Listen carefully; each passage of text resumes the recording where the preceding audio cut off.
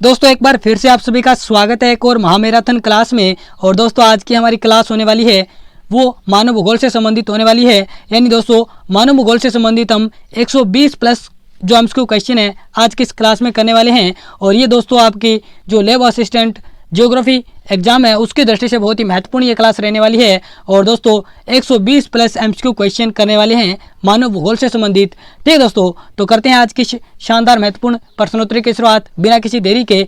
और दोस्तों पहला क्वेश्चन आ रहा है आपकी मोबाइल स्क्रीन पे। और इससे पहले दोस्तों मैं आपको बता दूं कि आप सभी का बहुत बहुत धन्यवाद, क्योंकि आप सभी के प्यार से हमारे चैनल पे 1000 सब्सक्राइबर हैं वो कंप्लीट हो चुके हैं। तो दोस्तों आपका बहुत बहुत धन्यवाद। इसी तरह आप दोस्तों प्यार बनाए रखिएगा और मैं आपके लिए ऐसी क्लास लाता रहूँगा। ठीक है दोस्तों, तो अब करते हैं आज की शानदार महत्वपूर्ण क्लास की शुरुआत। और दोस्तों पहला क्वेश्चन आ रहा है आपकी मोबाइल स्क्रीन पे।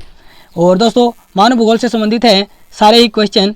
पहला क्वेश्चन दोस्तों देखिएगा कि निम्नलिखित में से कौन सा एक ईसी सैंपल की पुस्तक का शीर्षक है। दोस्तों ईसी सैंपल आप सभी जानते हैं एलन सैंपल, जो कि फ्रेडरिक रेटजेल की शिष्या थी। और ये इसी सैंपल का संबंध किस देश से है, तो दोस्तों यूएसए से यानी अमेरिका से। तो दोस्तों यहाँ पे आपसे पूछा गया है कि जो एलन सैंपल है उनकी पुस्तक का क्या नाम है। Influence of geographic environment, principle of human geography, an introduction to human geography, elements of geography. तो दोस्तों याद रखिएगा जो एलन सैंपल है उनकी बुक का नाम है इन्फ्लुएंस ऑफ जियोग्राफिक एनवायरनमेंट। ठीक है दोस्तों, ए नंबर ऑप्शन इसका राइट आंसर हो जाएगा। याद रखिएगा दोस्तों एलन सैंपल की बुक का नाम। अगला क्वेश्चन दोस्तों देखिएगा, यहाँ पे दोस्तों क्वेश्चन आ रहा है कि निम्नलिखित में से कौन फ्रांसीसी भूगोलवेत्ता नहीं है। अल्बर्ट डिमांजिया, जीन ब्रूस, डी मार्तोने या बोमेन। तो दोस्तों जीन ब्रूस हम जानते हैं बिल्कुल ये फ्रांस के हैं। दोस्तों यहाँ पे जो हमारा राइट आंसर होगा वो होगा बोमेन। दोस्तों बोमेन एक क्या है, यूएसए के क्या है भूगोलवेत्ता हैं।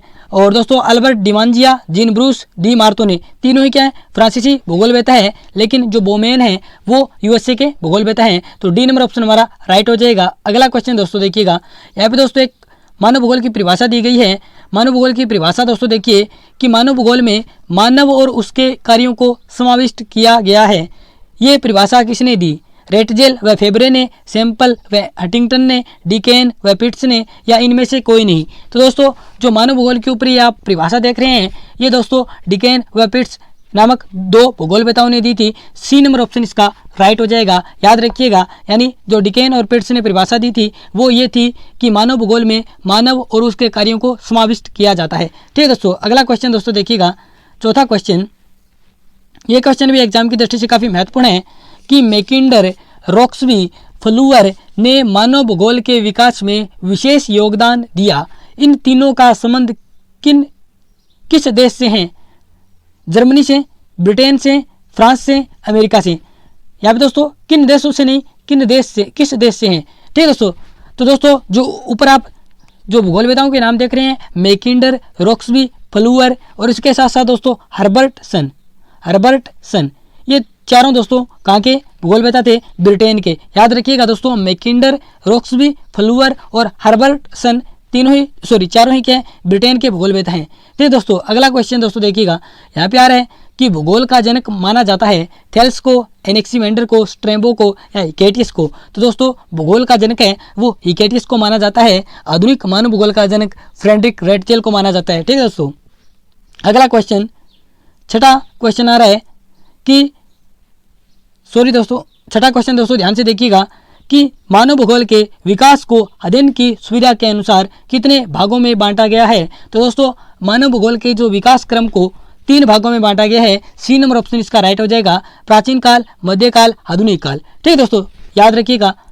नेक्स्ट क्वेश्चन दोस्तों देखिएगा कि मानव भूगोल के विषय क्षेत्र में शामिल नहीं है जनसंख्या, भौतिक दशाएं, अन्य प्रदेशों से संबंध, कालिक अनुक्रम। तो दोस्तों मानव भूगोल के विषय क्षेत्र में जनसंख्या को बिल्कुल सम्मिलित किया जाता है। इसके अलावा अन्य प्रदेशों के साथ उसका संबंध कैसा है ये भी देखा जाता है मानव भूगोल के विषय क्षेत्र में। इसी के साथ साथ कालिक अनुक्रम ये भी देखा जाता है, लेकिन मानव भूगोल के विषय क्षेत्र में भौतिक दिशाएं शामिल नहीं की जाती। बी नंबर ऑप्शन हमारा राइट हो जाएगा। ठीक है दोस्तों, इसके अलावा दोस्तों जो प्राकृतिक संसाधन हैं यानी मानव भूगोल के विषय क्षेत्रों के अंतर्गत जो जनसंख्या का प्राकृतिक संसाधनों के साथ संबंध है वो देखा जाता है। यहाँ पे बी नंबर ऑप्शन हमारा राइट हो जाएगा, यानी मानव भूगोल के विषय क्षेत्र में शामिल नहीं है। तो दोस्तों भौतिक दशाएं शामिल नहीं है। अगला क्वेश्चन दोस्तों देखिएगा कि 1930 के दशक में मानव भूगोल का विभाजन कितने भागों में हुआ? 3 भागों में, 2 भागों में, 4 भागों में, 6 भागों में। तो दोस्तों याद रखिएगा मानव जो भूगोल है उसका 1930 के दशक में कितने भागों में विभाजन हुआ था? 2 भागों में। और कौन कौन से 2 भाग थे दोस्तों? एक था आर्थिक भूगोल और दूसरा था सांस्कृतिक भूगोल। ठीक दोस्तों याद रखिएगा 1930 के दशक में मानव भूगोल का विभाजन 2 शाखाओं में हुआ था। एक शाखा थी आर्थिक भूगोल, दूसरी थी सांस्कृतिक भूगोल। ठीक दोस्तों अगला क्वेश्चन कि आधुनिक काल की शुरुआत कहाँ के भूगोलवेताओं ने की थी? अमेरिकी भूगोलवेताओं ने की थी, फ्रांसीसी भूगोलवेताओं ने की थी, या फिर जर्मनी के भूगोलवेताओं ने, या फिर यूनानी के भूगोलवेताओं ने? तो दोस्तों अभी हमने बात की थी कि जो मानव विकास क्रम है उसको, जो मानव भूगोल के विकास का क्रम है उसको 3 भागों में बांटा गया है, प्राचीन काल, मध्यकाल, आधुनिक काल। तो आधुनिक काल की शुरुआत कहाँ के भूगोलवेताओं ने की थी? तो दोस्तों याद रखिएगा जो जर्मन भूगोलवेता थे उन्होंने आधुनिक काल की शुरुआत की थी। ठीक दोस्तों अगला क्वेश्चन दोस्तों ध्यान से देखिएगा कि मानव भूगोल का प्रादुर्भाव व विकास किस शताब्दी से संबंधित है? 12वीं शताब्दी से, 20वीं शताब्दी से, 21वीं शताब्दी से, 18वीं शताब्दी से? दोस्तों जो मानव भूगोल का प्रादुर्भाव या विकास है वो 18वीं शताब्दी से संबंधित है। डी नंबर ऑप्शन इसका राइट हो जाएगा। अगला क्वेश्चन दोस्तों यहाँ पे क्वेश्चन आया है कि निम्न में से कौन सी जनजाति विषुवत रेखीय सघन वनों में निवास नहीं करती? पिग्मी, सेमाग, मसाई, सकाई? तो दोस्तों याद रखिएगा जो पिग्मी जनजाति है वो आपकी कांगो बेसिन में निवास करती है और ये दोस्तों विषुवत रेखीय सघन वनों के अंतर्गत आता है कांगो बेसिन। इसके अलावा दोस्तों सेमाग व सकाई की बात करें तो ये दोस्तों दोनों ही मलेशिया की जनजातियां हैं और दोस्तों मलेशिया का कुछ हिस्सा है वो विषुवत रेखीय सघन वनों में आता है। इसके अलावा दोस्तों मसाई की बात करें तो ये दोस्तों मसाई अफ्रीका की जनजाति है लेकिन ये उष्णकटिबंधीय घास क्षेत्रों में निवास करती है। तो सी नंबर ऑप्शन हमारा राइट हो जाएगा, यानी जो पिग्मी, सेमाक, सेकाई ये तीनों ही जनजातियां दोस्तों, ये जो तीनों जनजातियां हैं ये विषुवत रेखीय सघन वनों में निवास करती है, जबकि जो मसाई जनजाति है वो उष्णकटिबंधीय घास क्षेत्रों में निवास करती है। ठीक दोस्तों अगला क्वेश्चन कि माउपाक का शाब्दिक अर्थ है। अब दोस्तों ये क्वेश्चन है वो एस्किमो जनजाति से संबंधित है और एस्किमो जनजाति है दोस्तों वो जो शीतकालीन आखेट करती है उसमें 2 विधि अपनाती है, एक है महुपाक और दूसरी है दोस्तों इतुरपाक। यहाँ पे आपसे पूछा गया है जो महुपाक विधि है उसका शाब्दिक अर्थ क्या है? शिकार करना, इंतजार करना, पीछा करना या जानवर? तो दोस्तों याद रखिएगा जो महुपाक है उसका शाब्दिक अर्थ है प्रतीक्षा करना या फिर हम कह सकते हैं इंतजार करना। बी नंबर ऑप्शन इसका राइट हो जाएगा। अगला क्वेश्चन दोस्तों 13वां, यहाँ पे 13वां क्वेश्चन आ रहा है दोस्तों कि एस्किमो जनजाति के संपत्ति व सामाजिक स्तर का मापदंड किस जानवर द्वारा किया जाता है? केरीबाऊ के द्वारा, वालरस के द्वारा, सील मछली के द्वारा या बारासिंगा के द्वारा? तो दोस्तों याद रखिएगा जो एस्किमो जनजाति है उसके संपत्ति व सामाजिक स्तर का मापदंड है वो केरीबाऊ या फिर केरीबाऊ को बोलते हैं रेंडियर जानवर द्वारा किया जाता है। यानी दोस्तों एस्किमो जनजाति में वही व्यक्ति अमीर है, वही सामाजिक दृष्टि से संपन्न है जिसके पास ज़्यादा रेंडियर है या ज़्यादा केरीबाऊ है। ठीक दोस्तों ए नंबर ऑप्शन इसका राइट हो जाएगा। अगला क्वेश्चन दोस्तों देखिएगा कि एस्किमो लोगों द्वारा पहने जाने वाला भाँदार जर्सीनुमा वस्त्र कहलाता है। यहाँ पे दोस्तों भाँदार जर्सीनुमा वस्त्र भी आप लिख लीजिएगा। अनुवाक, तिमियाक, कार्मिक या कर्मक? तो दोस्तों याद रखिएगा जो आपका एस्किमो जनजाति के लोगों द्वारा जो पहने जाने वाला जो बाहेदार जर्सीनुमा वस्त्र है उसको तिमियाक कहते हैं और दोस्तों इस तिमियाक के ऊपर जो वस्त्र पहना जाता है उसको हनुवाक कहते हैं। यानी 14वें का हमारा बी नंबर ऑप्शन राइट हो जाएगा। यानी दोस्तों एक बार फिर से रिपीट कर देता हूँ, एस्किमो जनजाति के लोगों द्वारा जो बाहेदार जर्सीनुमा वस्त्र पहना जाता है उसको तो क्या बोलते हैं? तिमियाक। और जस्ट तिमियाक के ऊपर दोस्तों जो वस्त्र पहना जाता है उसको अनुवाक बोलते हैं। और दोस्तों कार्मिक की बात करें, कार्मिक या मुकलुक्स ये दोस्तों क्या है? एस्किमो जनजाति के लोगों का जूता, कार्मिक या मुकलुक्स। इसके अलावा दोस्तों कर्मक बात करें, कर्मक दोस्तों जो ग्रीष्मकालीन जो एस्किमो जनजाति के घर होते हैं उनको कर्मक बोलते हैं। ये मछलियों की हड्डियों या लकड़ियों से बने होते हैं। ठीक है दोस्तों कर्मक घर। और दोस्तों इग्लू है वो शीतकालीन जो एस्किमो जनजाति के घर होते हैं। ठीक दोस्तों, अगला क्वेश्चन दोस्तों देखिएगा कि एंटोसा राष्ट्रीय उद्यान किस देश में अवस्थित है। एग्जाम की दृष्टि से वेरी वेरी इंपॉर्टेंट क्वेश्चन है दोस्तों। ये आपको बताना है कि जो एंटोसा राष्ट्रीय उद्यान है वो किस देश में है। अंगोला में, दक्षिणी अफ्रीका में, सूडान में, नामीबिया में। तो दोस्तों याद रखिएगा जो एंटोसा राष्ट्रीय उद्यान है वो आपका नामीबिया देश में स्थित है। तो डी नंबर ऑप्शन इसका राइट हो जाएगा। अगला क्वेश्चन दोस्तों 16वां क्वेश्चन कि एल्यूट भाषा का संबंध किस जनजाति से है। बुशमैन से, पिग्मी से, एस्किमो से या लेप्स से। तो दोस्तों याद रखिएगा जो आपकी एल्यूट भाषा है उसका संबंध एस्किमो जनजाति से है। यानी दोस्तों जो एस्किमो जनजाति के लोगों द्वारा जो भाषा बोली जाती है उसको एल्यूट भाषा कहा जाता है। सी नंबर ऑप्शन इसका राइट हो जाएगा। और ये क्वेश्चन दोस्तों फिर से एक इंपॉर्टेंट क्वेश्चन आ गया है दोस्तों, स्क्रीनशॉट ले लीजिएगा और इसको माइंड में बिठा लीजिएगा। ये क्वेश्चन एग्जाम की दृष्टि से बहुत ही महत्वपूर्ण है कि त्यामा का अर्थ है तरबूज, कंटीली झाड़ियाँ, जंगली बिल्ली या फिर घास। तो दोस्तों त्यामा है वो दोस्तों आपके कालाहारी मरुस्थल में एक तरबूजा है। यानी त्यामा क्या है, एक तरबूज है जो कालाहारी मरुस्थल में पाया जाता है। और ये दोस्तों बुशमैन जनजाति के लोग हैं उनको यानी जो जल की आपूर्ति कराता है। ठीक है दोस्तों, ए नंबर ऑप्शन हमारा इसका राइट हो जाएगा। अगला क्वेश्चन दोस्तों, ये क्वेश्चन भी एग्जाम की दृष्टि से इंपॉर्टेंट है कि ओजा देवता का संबंध किस जनजाति से है। तो दोस्तों याद रखिएगा जो ओजा देवता है उसका संबंध बुशमैन जनजाति से है। ठीक है दोस्तों, यानी जो ओजा देवता है वो बुशमैन जनजाति के लोगों को भूत प्रेतों से बचाता है। ठीक है दोस्तों, अगला क्वेश्चन, ये क्वेश्चन भी इंपॉर्टेंट आ रहा है कि निम्नलिखित में से कौन सी चरवाहा जनजातियां हैं। Bushman, Kirghiz, Masai, Semang. अब दोस्तों यहाँ पे देखिएगा बुशमैन जनजाति जो कि कालाहारी मरुस्थल में निवास करती है। तो दोस्तों यहाँ पे दोस्तों पहली बात तो देखिएगा यहाँ पे कोई वनस्पति नहीं होती मरुस्थलीय क्षेत्र में, इसलिए दोस्तों वो अगर उनके पास पशु भी हैं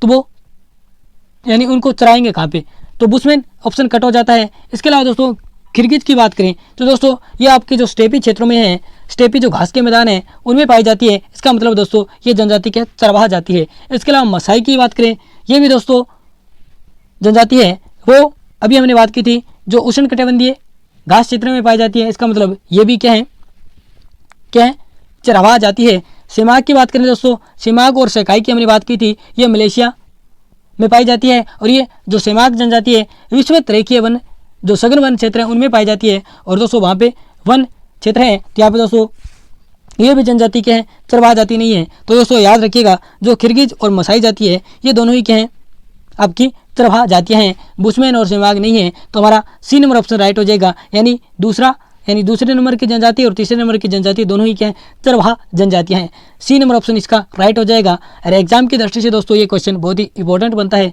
अगला क्वेश्चन कि बणेश्वर मेला किस माह में लगता है। दोस्तों बणेश्वर मेला का संबंध भील जनजाति से है। और दोस्तों ये मेला आप सभी जानते हैं डूंगरपुर जिले में भरता है। और दोस्तों ये आपका सोम, माही, जाखम नदियों के संगम पर भरता है।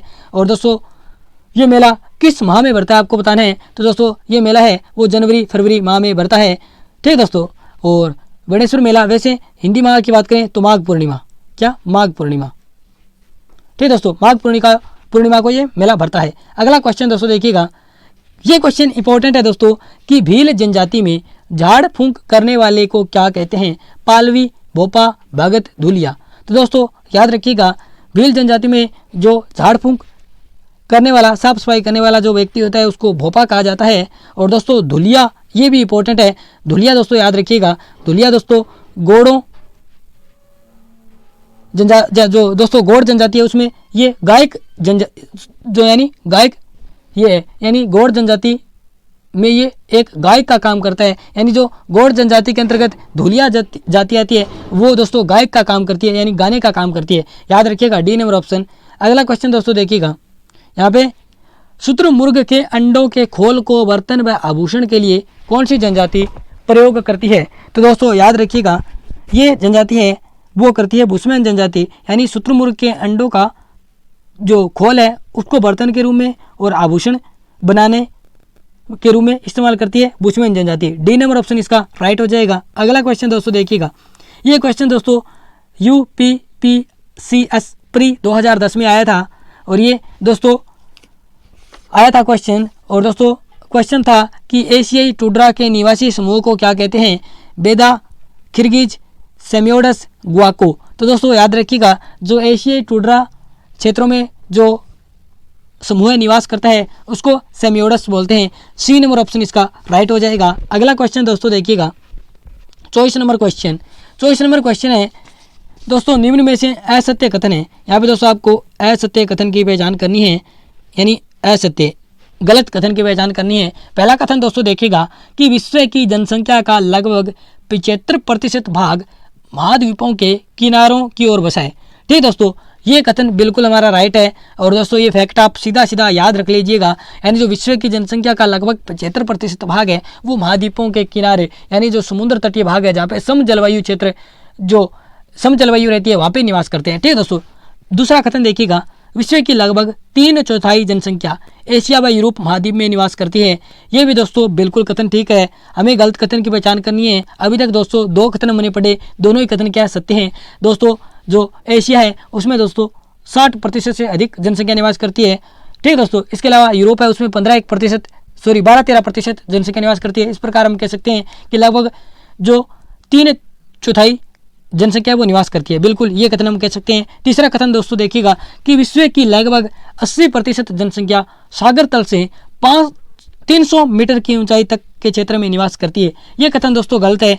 दोस्तों याद रखिएगा, जो विश्व की लगभग 80% जनसंख्या है वो सागर तल से लगभग 500 मीटर की ऊंचाई तक के क्षेत्र में निवास करती है। सी नंबर ऑप्शन हमारा राइट हो जाएगा। इसका मतलब ये गलत था, ये हमें गलत की पहचान करनी थी। सी नंबर ऑप्शन राइट हो जाएगा। और चौथा कथन भी दोस्तों हम पढ़ लेते हैं।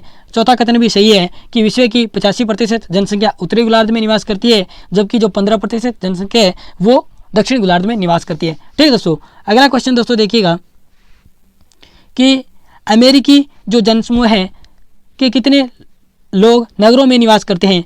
दोस्तों जो विश्व के प्रमुख 4 जनसमूह हैं, एशिया जनसमूह है, यूरोप जनसमूह है, अमेरिकी जनसमूह है, अफ्रीकी जनसमूह है। ठीक है दोस्तों, जो सबसे नवीन व विकसित जनसमूह है वो दोस्तों आपका अमेरिकी जनसमूह है। और दोस्तों अमेरिकी जनसमूह है उसमें जो लोग रहते हैं वो 75% जो लोग हैं वो नगरों में निवास करते हैं। बी नंबर ऑप्शन इसका राइट हो जाएगा। याद रखिएगा, एग्जाम की दृष्टि से काफ़ी महत्वपूर्ण क्वेश्चन बनता है।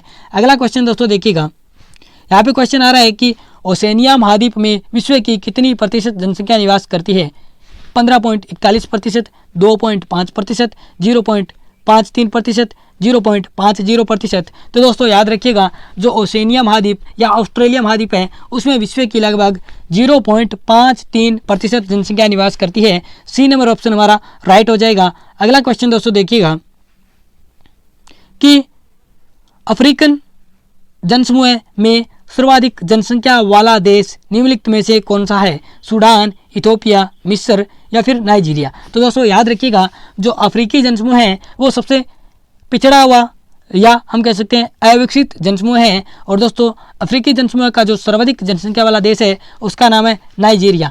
डी नंबर ऑप्शन इसका राइट हो जाएगा। अगला क्वेश्चन दोस्तों देखिएगा, अगला क्वेश्चन आ रहा है कि ये क्वेश्चन एग्जाम की दृष्टि से इंपॉर्टेंट है दोस्तों कि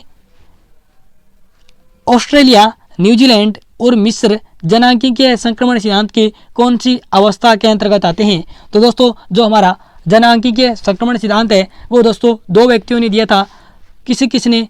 थॉम्पसन और नोटिस्टिन ने।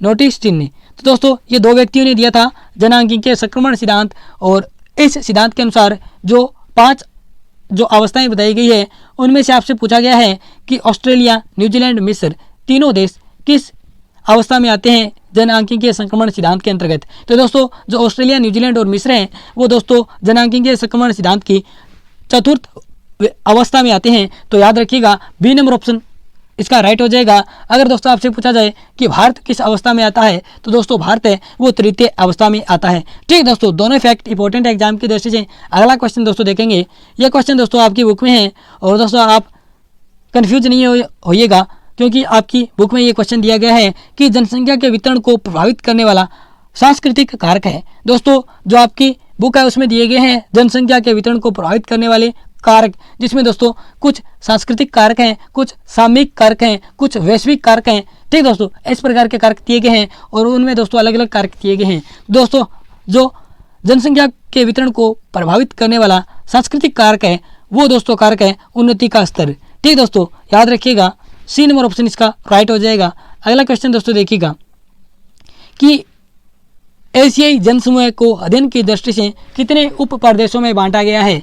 3, 4, 2, 5। तो दोस्तों एशियाई जनसमूह जो कि विश्व का सबसे बड़ा जनसमूह है, इसको दोस्तों अध्ययन की दृष्टि से 3 उप प्रदेशों में बांटा गया है। वो 3 उप प्रदेश कौन कौन से हैं? तो दोस्तों याद रखिएगा, पहला दक्षिणी एशिया, दूसरा पूर्वी एशिया और इसके अलावा तीसरा आता है दक्षिणी पूर्वी एशिया। तो दोस्तों याद रखना बहुत ही आसान है, एक दक्षिणी एशिया, दूसरा पूर्वी एशिया और तीसरा दक्षिणी पूर्वी एशिया। ठीक दोस्तों, अगला क्वेश्चन, सॉरी दोस्तों यहाँ पे 31 नंबर क्वेश्चन है क्या हमारा? हाँ बिल्कुल 31 नंबर क्वेश्चन है। 31 नंबर क्वेश्चन दोस्तों देखिएगा कि यूरोप का सर्वाधिक जनसंख्या वाला देश निम्नलिखित में से कौन सा है? France, Italy, Austria, Germany. तो दोस्तों याद रखिएगा, जो यूरोप का सर्वाधिक जनसंख्या वाला देश है वो वैसे तो दोस्तों आता है रूस, लेकिन रूस के बाद जो जस्ट देश आता है उसका नाम है जर्मनी। तो दोस्तों जो क्वेश्चन है काफ़ी महत्वपूर्ण है। ठीक दोस्तों, यानी रूस ऑप्शन में नहीं है तो हमें जर्मनी कर देना है। ठीक दोस्तों, और दोस्तों क्वेश्चन अभी तक बहुत हैं, आप बोर मत होइएगा इस क्लास में, क्योंकि दोस्तों सारे ही क्वेश्चन एग्जाम की दृष्टि से बहुत ही इंपॉर्टेंट है और दोस्तों क्वेश्चन अभी बहुत पड़े हैं। ठीक दोस्तों, अगला क्वेश्चन दोस्तों देखिएगा, थोड़ी मारवाड़ी भी चल रही है बीच में, कोई दिक्कत नहीं है, कि सन 1650 में विश्व की कुल जनसंख्या कितनी थी? 55 करोड़, 100 करोड़, लाख यानी 50 लाख या फिर 406 करोड़। तो दोस्तों याद रखिएगा, जो सन 1650 है उसमें विश्व की कुल जनसंख्या थी वो 55 करोड़ थी। ए नंबर ऑप्शन हमारा राइट हो जाएगा।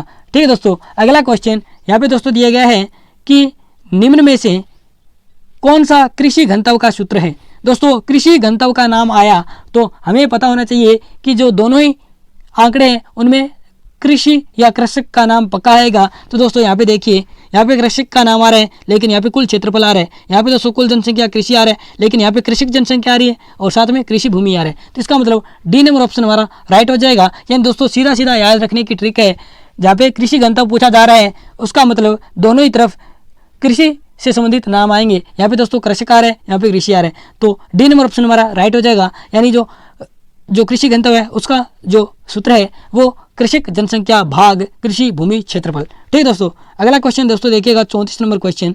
और दोस्तों यहाँ पे दोस्तों देखिएगा कि एशिया का जनसंख्या घनत्व कितना है? 32 व्यक्ति प्रति वर्ग किलोमीटर, 116 या फिर 3 व्यक्ति प्रति वर्ग किलोमीटर या फिर 47 व्यक्ति प्रति वर्ग किलोमीटर। तो दोस्तों अब मैं आपको कुछ आंकड़े बताने वाला हूँ, उनको ध्यान से सुनिएगा। दोस्तों जो एशिया का जो जनसंख्या घनत्व है वो दोस्तों याद रखिएगा कितना है? 116 व्यक्ति प्रति वर्ग किलोमीटर।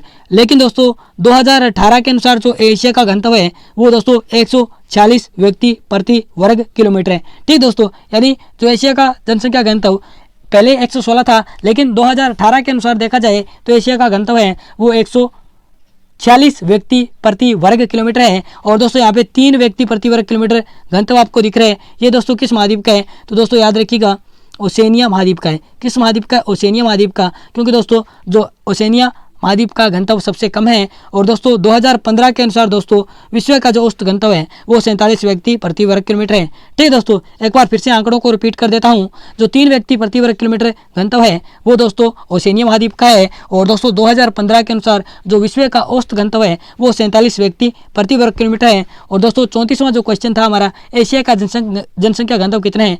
इसका राइट आंसर हो जाएगा बी नंबर ऑप्शन। कौन सा? बी नंबर ऑप्शन, यानी 116 व्यक्ति प्रति वर्ग किलोमीटर जनसंख्या घनत्व है एशिया का। ठीक है दोस्तों, अगला क्वेश्चन दोस्तों देखिएगा कि 35 नंबर क्वेश्चन में दोस्तों देखिएगा कि निम्न में से कौन सा देश विश्व में सर्वाधिक जनसंख्या घनत्व वाला देश है? यहाँ पे दोस्तों इंपॉर्टेंट क्वेश्चन है और दोस्तों आपकी बुक में दिया गया है कि जो विश्व में सर्वाधिक जनसंख्या घनत्व वाला देश है वो आपका सिंगापुर है। इसका घनत्व 7797 व्यक्ति प्रति वर्ग किलोमीटर है, यानी 7797 व्यक्ति प्रति वर्ग किलोमीटर। ठीक है दोस्तों, सी नंबर ऑप्शन इसका राइट हो जाएगा। और दोस्तों वर्तमान में आपसे पूछा जाए कि विश्व में सर्वाधिक जनसंख्या घनत्व वाला देश कौन सा है, तो दोस्तों उसका नाम आता है मोनाको।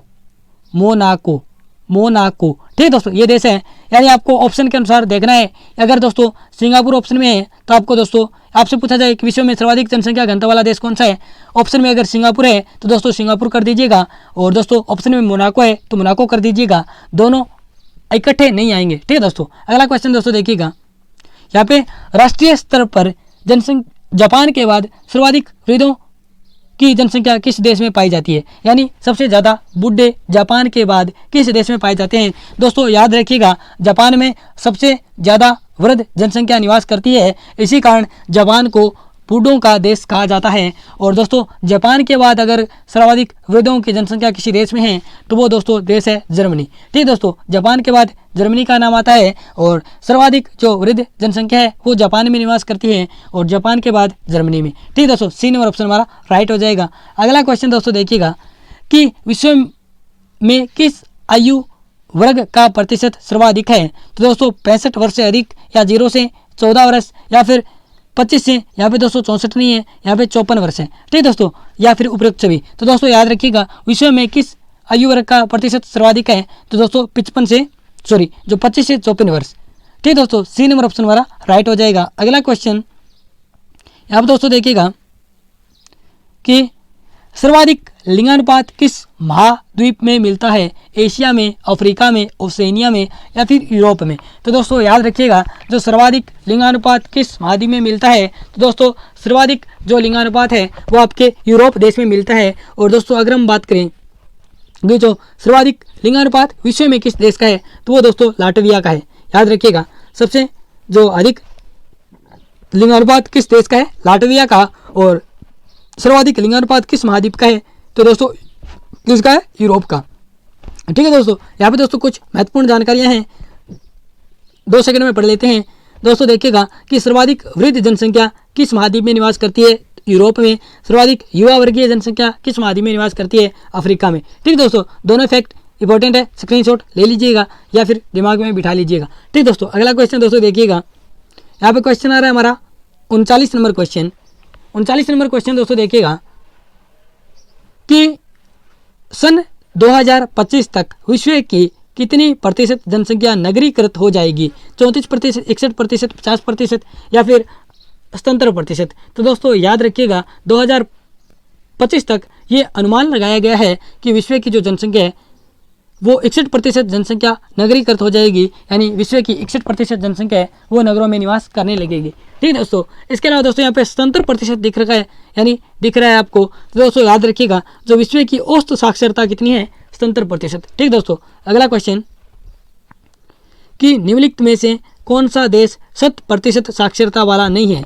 तो दोस्तों यहाँ पे याद रखिएगा, विश्व के कुछ ऐसे देश हैं जहाँ पे साक्षरता है वो 100% है, यानी 100% है। तो दोस्तों ऐसे कौन से देश हैं, एक तो जापान है, इसके अलावा स्वीडन है, डेनमार्क है, फिनलैंड है, ऑस्ट्रेलिया है। ये सारे देश क्या हैं, 100% जनसंख्या वाला देश है। लेकिन दोस्तों यूएसए है वो 100% जनसंख्या वाला साक्षरता वाला देश नहीं है। ठीक दोस्तों, डी नंबर ऑप्शन इसका राइट हो जाएगा। यानी दोस्तों क्वेश्चन पूछा गया था कि निम्नलिखित में से कौन सा देश 100% साक्षरता वाला नहीं है। तो दोस्तों जापान, स्वीडन, डेनमार्क तीनों ही क्या हैं, 100% साक्षरता वाले देश हैं, लेकिन यूएसए है वो 100% साक्षरता वाला देश नहीं है। अगला क्वेश्चन 41 नंबर क्वेश्चन कि वृद्ध आयु जनसंख्या वर्ग में कितने वर्ष से ऊपर की जनसंख्या सम्मिलित होती है, 60 वर्ष से अधिक, 62 वर्ष से अधिक, या फिर 65 वर्ष, या फिर 68 वर्ष। तो दोस्तों याद रखिएगा, जो वृद्ध आयु वर्ग है उसमें 65 वर्ष से ऊपर की जनसंख्या सम्मिलित होती है। सी नंबर ऑप्शन इसका राइट हो जाएगा।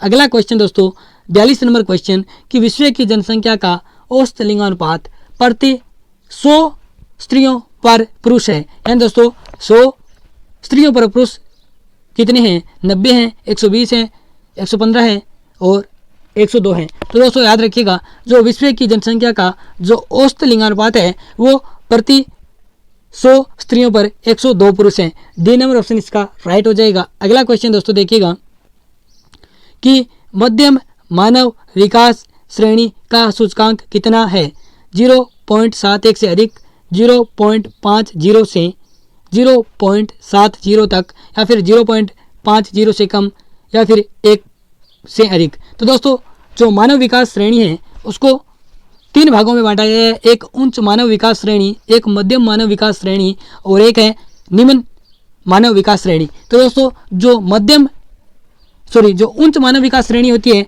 उसमें जो सूचकांक का अंक होता है वो 0.71 से अधिक होता है। जो मध्यम मानव विकास श्रेणी होती है उसमें दोस्तों क्या होता है 0.50 से लेकर 0.70 तक होते हैं। और दोस्तों इसके अलावा जो आपकी निम्न मानव विकास श्रेणी आती है उसमें 0.50 से कम। ठीक है दोस्तों, यानी जो उच्च मानव विकास श्रेणी होती है उसका जो सूचकांक होता है वो 0.71 से अधिक होता है। जो मध्यम होती है उसका 0.50 से 0.70 तक होता है और जो निम्न होती है उसका 0.50 से कम होता है। ठीक है दोस्तों, तीनों ही बातें याद रखिएगा। अगला क्वेश्चन कि यूरोप से उत्प्रवास का प्रमुख कारण क्या रहा। दोस्तों उत्प्रवास का मतलब होता है कि किसी स्थान को छोड़कर किसी स्थान पर जाकर बसना।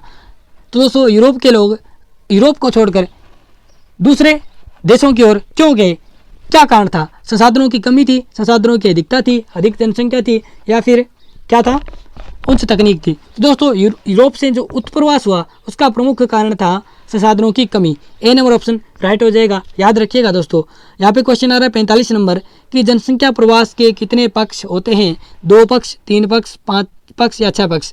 तो दोस्तों जनसंख्या प्रवास के 5 पक्ष होते हैं, देश पक्ष, काल पक्ष, स्थिर पक्ष, स्थिरता पक्ष, जनसंख्या पक्ष और एक और रह जाता है दोस्तों, मुझे याद नहीं आ रहा है। ठीक दोस्तों, 5 पक्ष होते हैं, इतना आपको याद रखना है। अगला क्वेश्चन दोस्तों देखिएगा कि प्राचीन काल में भारत से पड़ोसी देशों की ओर प्रवास का मुख्य कारण क्या था।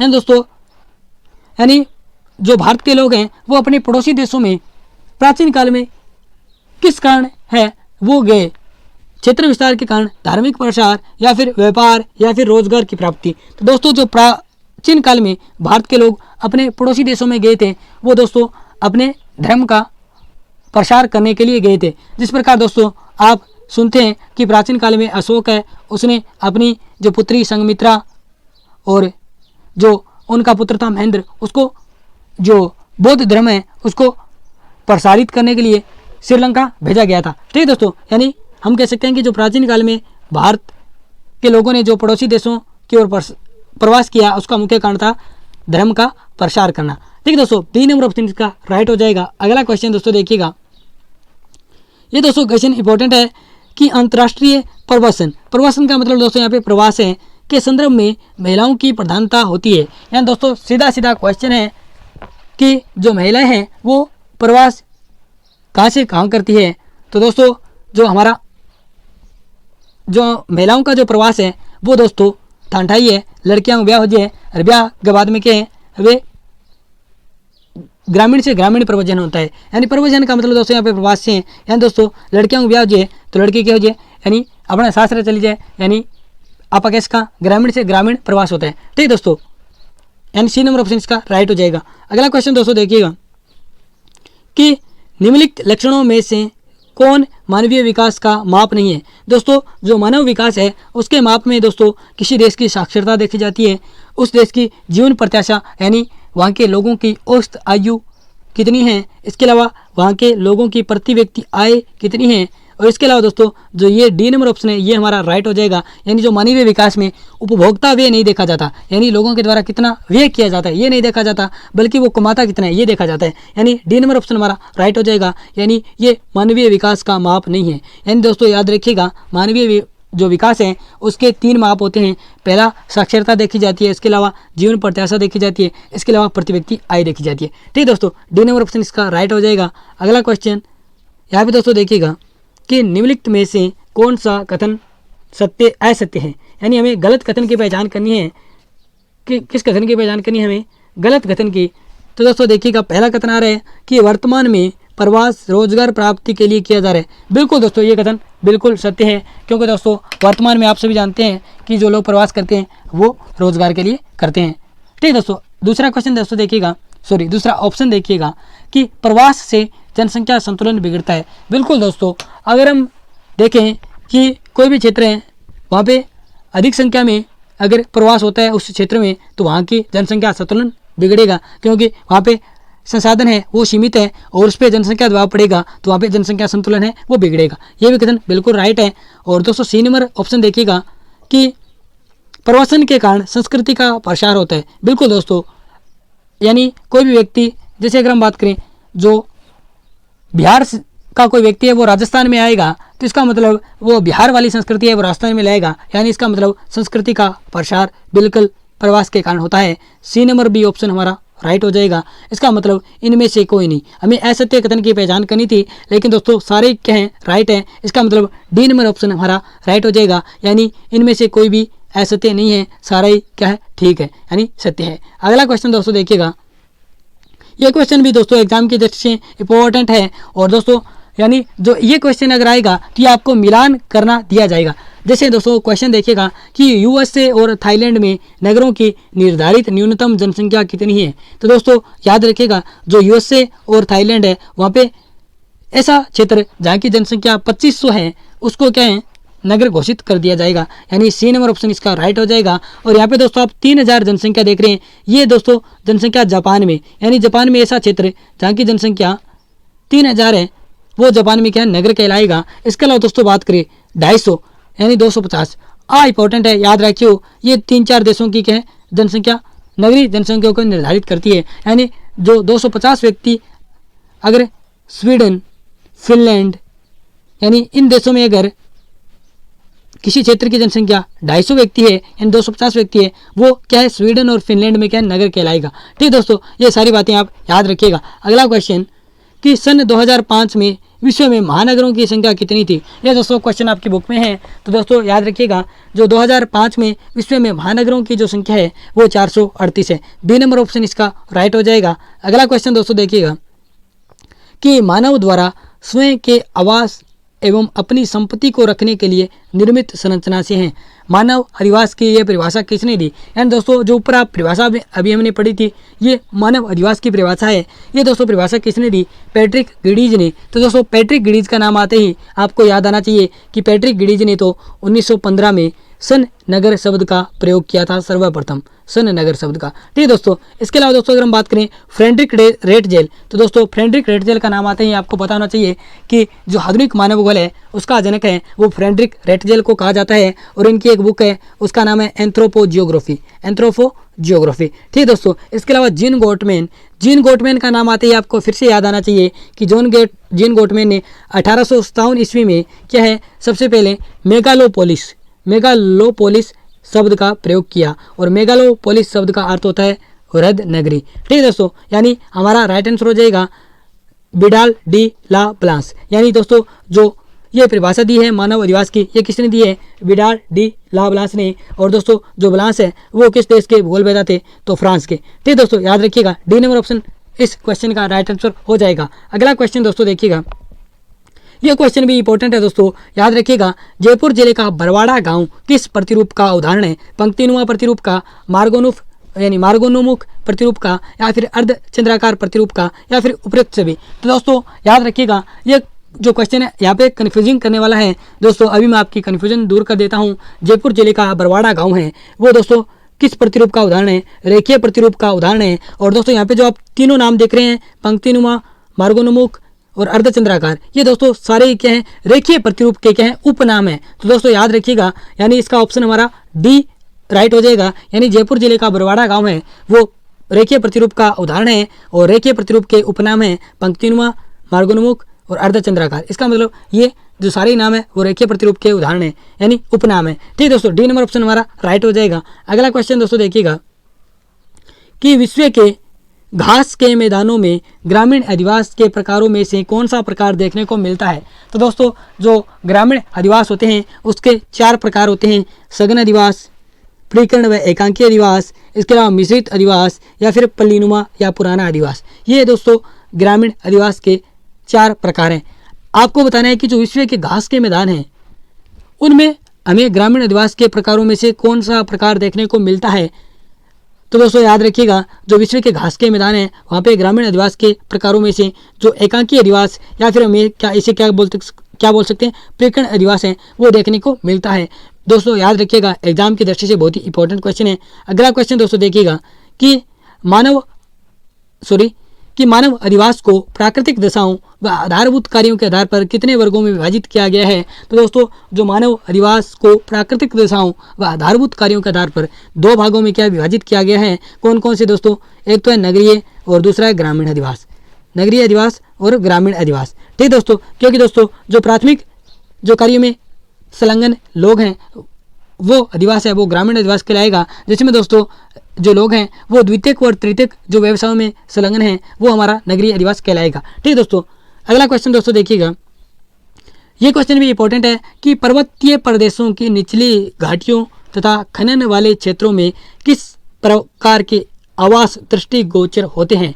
गोचित अधिवास, अर्धसंगन अधिवास, पल्लीनुमा अधिवास, प्रिंकण अधिवास। तो दोस्तों जो पर्वतीय प्रदेशों की निचली घाटी होती है और जो खनन क्षेत्र होते हैं वहाँ पे हमें दोस्तों पल्लीनुमा या फिर पुराना अधिवास या फिर ये दोस्तों इसका जो पल्लीनुमा अधिवास है इसका एक नाम है पूर्वा हेमलेट, यानी जो पल्लीनुमा अधिवास है उसको पूर्वा हेमलेट अधिवास के नाम से भी जाना जाता है। तो दोस्तों याद रखिएगा जो पर्वतीय प्रदेशों की निचली घाटियों तथा खनन क्षेत्रों में हमें पल्लीनुमा या फिर पुराना अधिवास या फिर पुराना हेमलेट जो पूर्वा हेमलेट अधिवास दृष्टिगोचर होते हैं। सी नंबर ऑप्शन इसका राइट हो जाएगा। अगला क्वेश्चन दोस्तों देखिएगा कि स्थायी आवास की उत्पत्ति मानी जाती है। तो दोस्तों सीधा सीधा याद रखिएगा जो स्थायी आवास है उसकी उत्पत्ति उत्तर पाषाण काल में हुई थी। ठीक दोस्तों, अगला क्वेश्चन, ये क्वेश्चन इंपॉर्टेंट है दोस्तों कि मुंबई की धारावी बस्ती कितने एकड़ में फैली हुई है।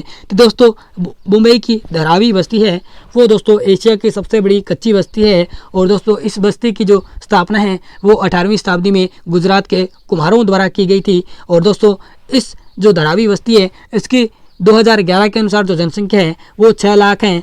अब दोस्तों आपको बताना है कि ये बस्ती दोस्तों याद रखिएगा, इंपॉर्टेंट क्वेश्चन है कि ये बस्ती है वो 12 बस्तियों से मिलकर बनी हुई है। और दोस्तों इस बस्ती के जो प्रमुख जो रोड है वो 90 फुट रोड है। और इसके अलावा दोस्तों ये बस्ती है वो कितने एकड़ में फैली हुई है। तो दोस्तों याद रखिएगा 557 एकड़ में। ठीक दोस्तों, ये जो आपको मैंने सारी जो धारावी बस्ती के बारे में इंपॉर्टेंट फैक्ट है वो सभी बता दिए। ठीक दोस्तों, एक बार फिर से आप पीछे करके वीडियो को सुन सकते हैं। अगला क्वेश्चन दोस्तों देखिएगा कि भारत में महानगरों की जनसंख्या का आकार कितना है। तो दोस्तों याद रखिएगा, यानी जो 10 लाख से अधिक होता है उसको हम क्या बोलते हैं, महानगर बोलते हैं।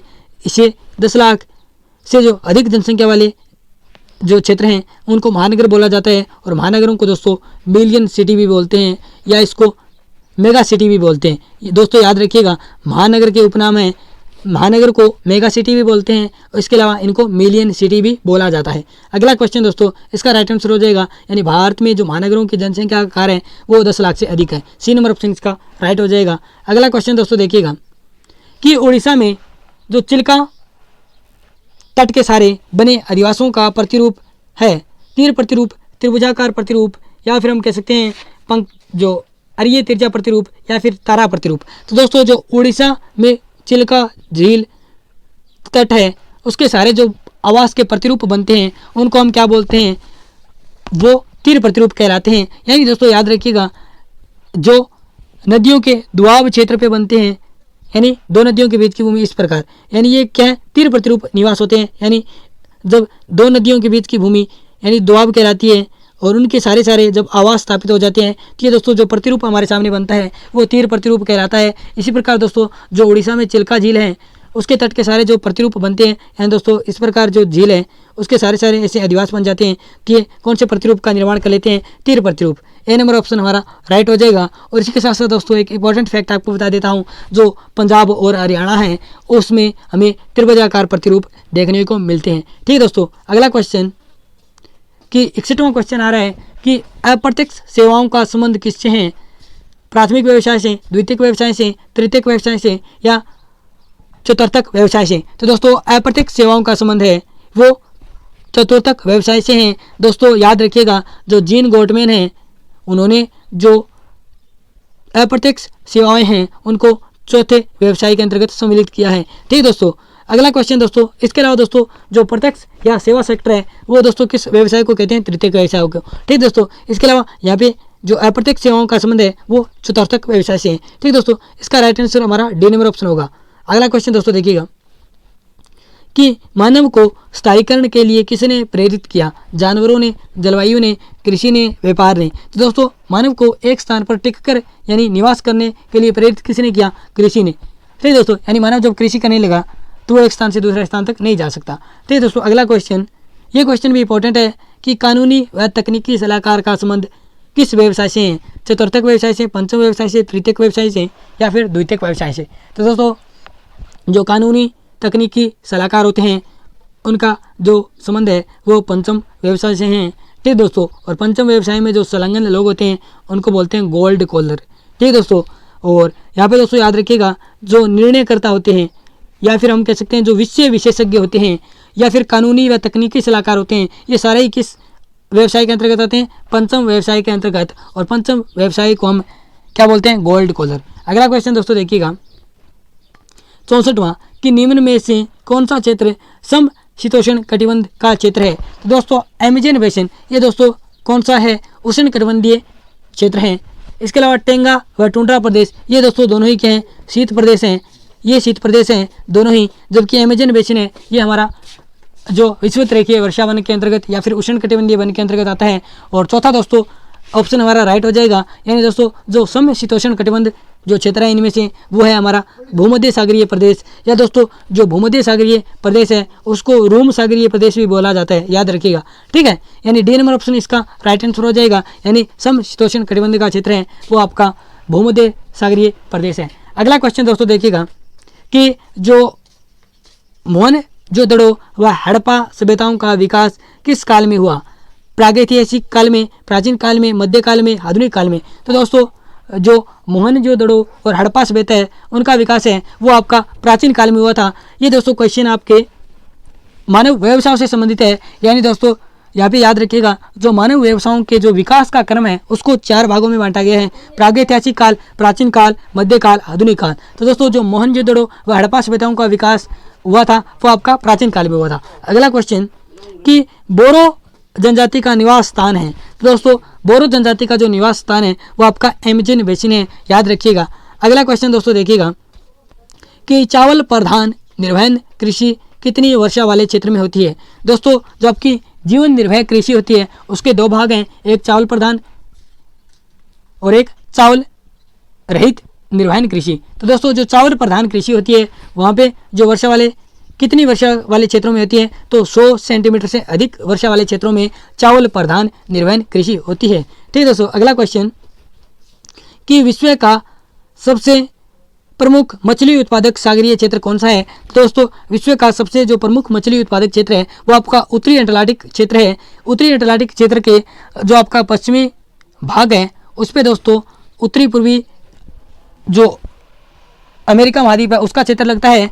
और दोस्तों इस क्षेत्र में ग्रांड बैंक व जॉर्जेज बैंक प्रमुख मत्स्य क्षेत्र है। इसके अलावा दोस्तों जो उत्तरी अटलांटिक है उसका दोस्तों जो पूर्वी भाग है उस पर दोस्तों उत्तरी जो पश्चिमी यूरोपियन क्षेत्र लगता है। और यहाँ पे दोस्तों डांगर बैंक है वो प्रमुख मत्स्य उत्पादन क्षेत्र है। ठीक दोस्तों, यानी याद रखिएगा आप सीधा सीधा कि विश्व का सबसे प्रमुख मछली उत्पादक सागरीय क्षेत्र है वो उत्तरी अटलांटिक है। अगला क्वेश्चन दोस्तों देखिएगा, ये क्वेश्चन इंपॉर्टेंट है दोस्तों, रट्टा मार लीजिएगा कि स्थानांतरित कृषि को श्रीलंका में क्या कहते हैं? यहाँ पे दोस्तों रे तो दोस्तों जो वियतनाम में स्थानांतरित कृषि होती है उसको रे बोलते हैं। इसके अलावा दोस्तों चेना, तो बिल्कुल दोस्तों जो श्रीलंका में स्थानांतरित कृषि होती है उसको क्या बोला जाता है? चेना। बी नंबर ऑप्शन राइट हो जाएगा। दोस्तों सी नंबर ऑप्शन की बात कर लेते हैं, मसोल। तो दोस्तों याद रखिएगा जो अफ्रीका महाद्वीप में जो स्थानांतरित कृषि होती है उसको मसोल बोलते हैं। लदांग यानी जो मलेशिया और इंडोनेशिया में जो कृषि होती है स्थानांतरित कृषि उसको लदांग बोलते हैं। और श्रीलंका दोस्तों याद रखिएगा मुख्य रूप से जो श्रीलंका में स्थानांतरित कृषि होती है उसको क्या बोलते हैं? चेना। बी नंबर ऑप्शन इसका राइट हो जाएगा। अगला क्वेश्चन दोस्तों देखिएगा, यहाँ पे आ रहा है कि निम्न में से असंगत युगम की पहचान कीजिए। दोस्तों पहला है कि पिग्मी जनजाति है वो कांगो बेसिन में रहती है।